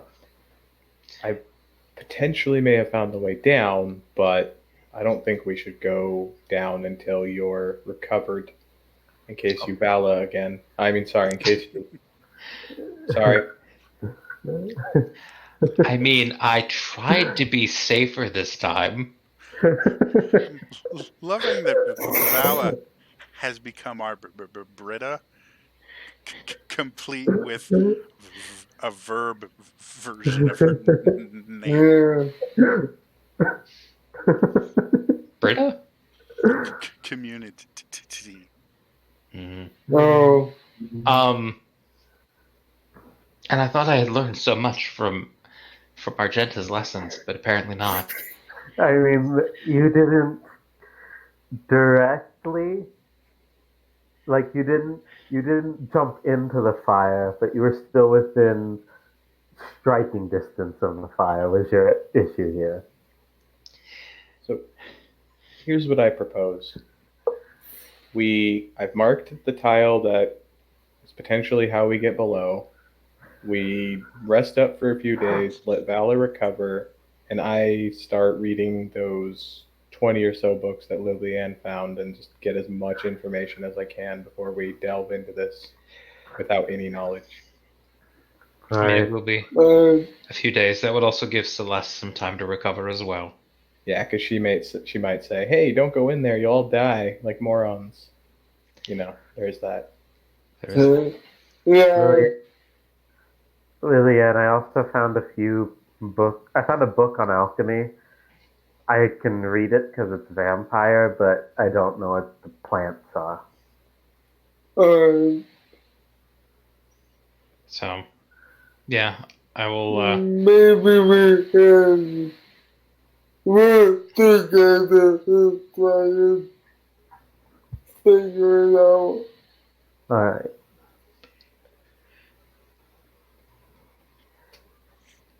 Then while you guys are doing that, I will help tend to Celeste and help Satin um, clean this place out, Very slowly exhausted. but very slowly Yeah. while I attempt to rest. Yeah. Get rest. Yeah. So Sure. just to kind of speed things along, for the next couple days, Valor, are you going to spend all your time just kind of nursing Celeste back to health? Is there anything else you want to do? Um, not really. I will. I will attempt to take my old leather armor Mm-hmm. because I can now have out of character. I have the Eldritch Invocation that lets me cast Mage Armor, Mhm. but I don't think I can use. I think if I wear my regular leather armor, that will nullify the spell. So I'm just gonna try to cut a little, as it says, if you cast Mage Armor, the spell ends if the target dons armor, and it can only be cast on a willing creature that isn't wearing armor. Yeah, so it's So, mage armor or armor. So right. So I'm gonna kind of pack up my leather armor. I'm going to cut a strip of it off and turn that into a leather band I can wear around my wrist, okay, since that's one of the components that you have to cast it. okay. So, but other than that, Argenta and Lillian, you guys gonna focus on that book then? Yeah, the alchemy one. Yep. Yeah. I'll help with the board and when I not doing that, I'll help with Yeah. Okay, okay. And Henri?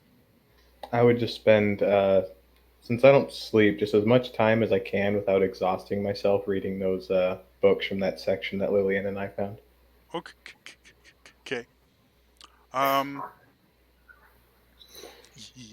yes. So, Vala, it takes her to get fully back to herself. It takes her about 4 days. Um, she eventually explains she basically just sent all of them to the afterlife, but because it was just this massive thing all at once, it just drained her completely. Right. Um, uh, and over those 3 days, each long rest you took removed a level of exhaustion. So now you're back. Um, Okay. Argent and Lillian, between the two of you, it's hard work uh, deciphering basically a scientific textbook where the scientist doesn't speak the language and the person that can read doesn't understand the science. But over the next 4 days, Lillian, you're able to identify just about all the things that have been marked, and they all have something to do with uh, blood in general. Like one is used often as an anticoagulant. Another one is used to help blood clot faster. Another one is specifically used to clean uh, various waters, but it works.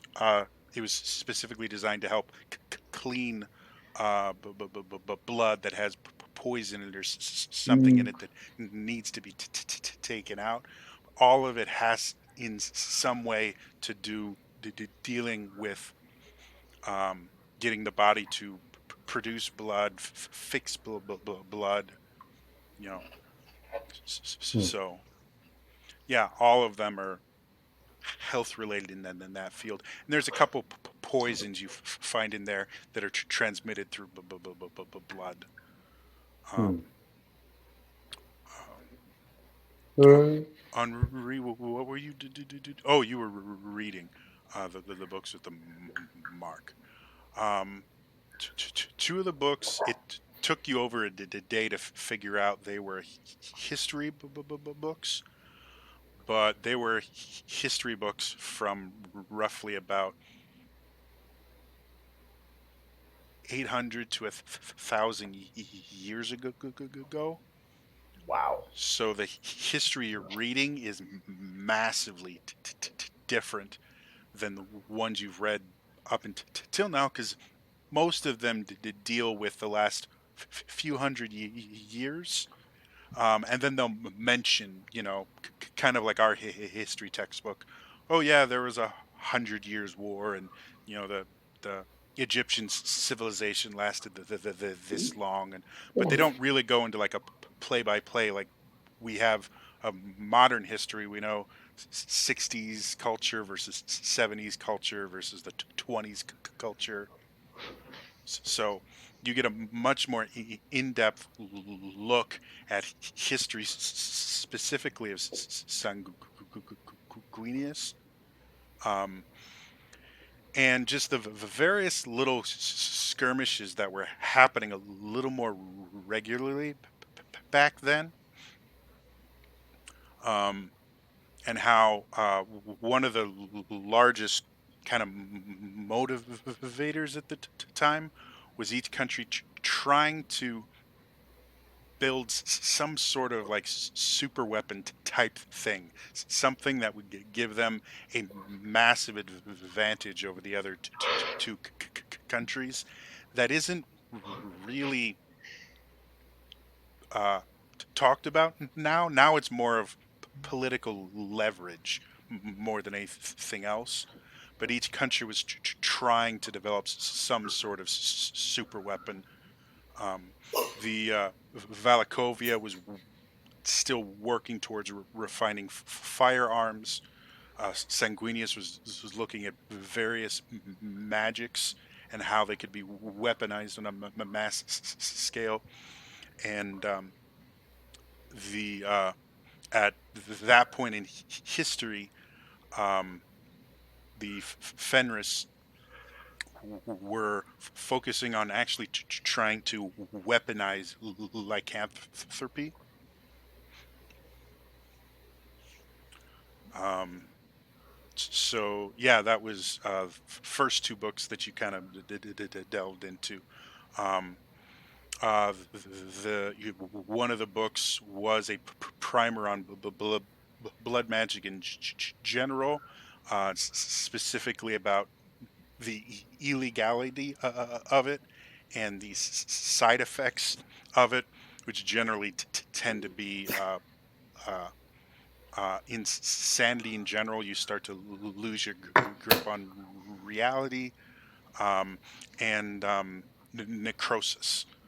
People that use blood magic, parts of their bodies start to necrotize as they use it more and more, to the point where even necromancy can't actually help them, and blood magic will actually prevent you from becoming a lich or other undead animated by necromancy, because your body will just um, not resist but like expel the necromantic energy as it tries to take hold. And then the last two books you were able to get through um, were about the various planes, um, and kind of descriptions of the people that live there. Um, and one book was just kind of a primer on the planes in general, and the other one was entirely about um, uh, demi planes, which you'd never actually heard of, but they're kind of like temporary planes of existence that can last a very long time, or can just kind of exist for a small moment, like uh, Mordenkainen's magnificent mansion creates a kind of demi-plane. It creates a pocket dimension that stops existing as soon as the spell is over. And so the entire book is just about the various forms of the demi-planes that can exist. Hmm. So, oh, sorry. Go ahead. I was going to say, technically, does that history book that I was reading, Mhm. that predates before they decided to like lock up planar travel, correct?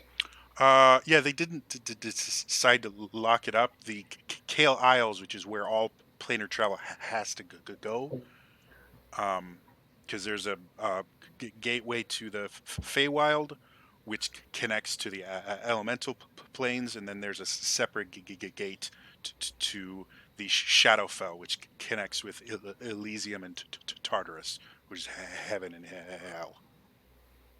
So that got cut off from the rest of the world by this magic barrier, and so planar travel stopped. But the book, yes, predates that by about 400 years. That's what I was thinking. I just wasn't sure on the exact. Mhm.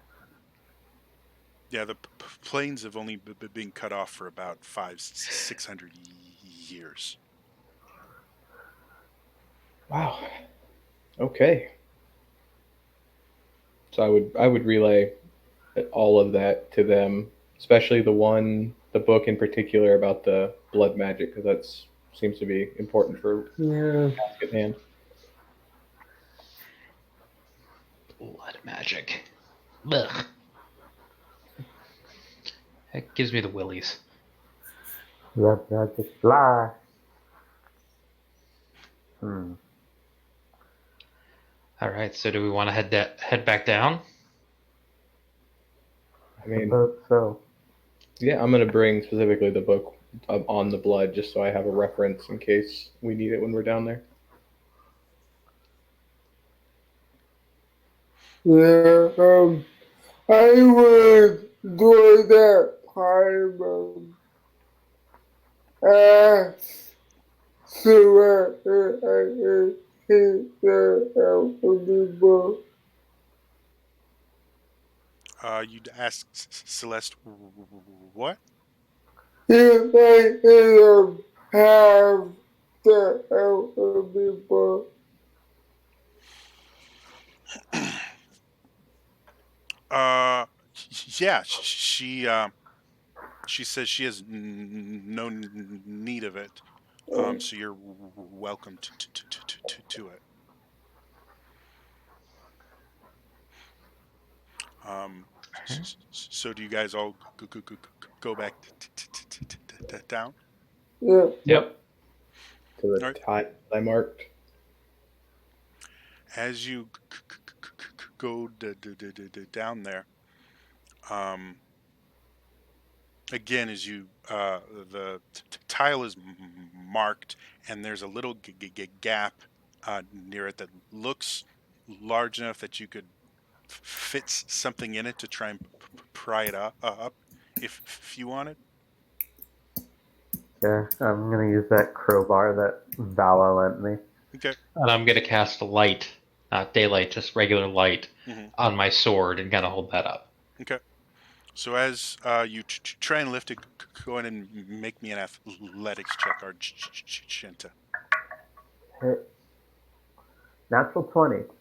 All right. It easily weighs 100 pounds. Like it's a heavy piece, but you are able to lift it up with the leverage and everything. Uh, and as it moves out of the way, you could see a ladder that starts just below it. I'm gonna send dancing lights down so we can get a idea of how far down Okay. the ladder goes before we climb. Ladder only goes down about 10 feet, and then you see another just regular stone floor, no tiles.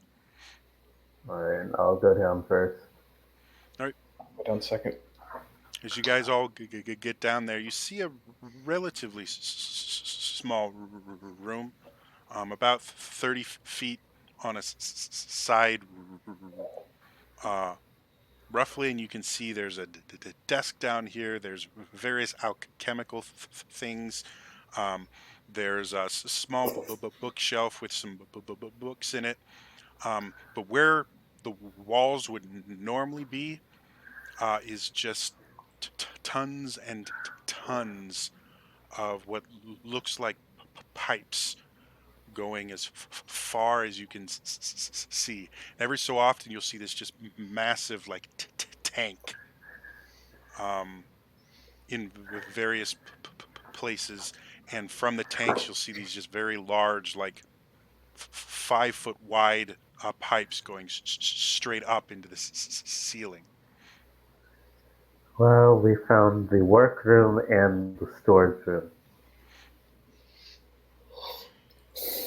Yeah, so this is just cycling blood all around upstairs and in his coffin room and probably through those jail cells we were in earlier. Hmm. Well, on the bright side, we're not dead. Yeah, Are, Wait, are we? are any of those books written in vampires or that weird ancient vampire? They look to be all of that ancient vampire, These are all those old but they books. are all handwritten. Hmm. Um, Obviously written by the Dark Lord himself. Whereas most of the other books would have annotations by him, but were obviously written by other people. His autobiography? No, I'm kidding. His memoir, Yeah, I am a douchebag. he's already sold the movie rights, so Oh, typical. I guess these are more books for you to read, Henri, but they seem to be in his handwriting. Are they down here in the room we're in, or back upstairs? They're down here in the personal library. That's the bookshelf, I mean. Well, let's start bringing up as many as we can, if not all of them. There's only about 2 dozen books down here, Okay. and some of them only have a few pages written on, while others are completely full. They're basically journals and scientific diaries. Cool. Is the desk like a simple desk, or is it like one of those desks with a million drawers everywhere? For the most part, they're just tables with various things on them. Um, there doesn't seem to be any chest of drawers or anything down here. Alright. It looks entirely like a research room almost. Like there's nothing they could perform experiments with. Even the alchemical supplies look much more academic than practical. Hmm. Gotcha. Well, I guess if you guys want to help me grab all these books, I'll get to work. Yep. Yeah. Learn this guy's true name. That could probably be helpful. I will make one pass around with the detect magic wand. See if Uh, anything pops up. Various things have been touched by magic, but the only magic item you find is there's a quill that seems to be able to write without ink. Hmm. This seems handy. Anybody want a magic quill? How about the musician has it? Just a thought. All right. Why don't you test to make sure it doesn't write in blood first? Yeah, that was exactly I must not tell lies. I will cast Identify on it, and just Yeah, it's a relatively simple spell, and it simply makes ink.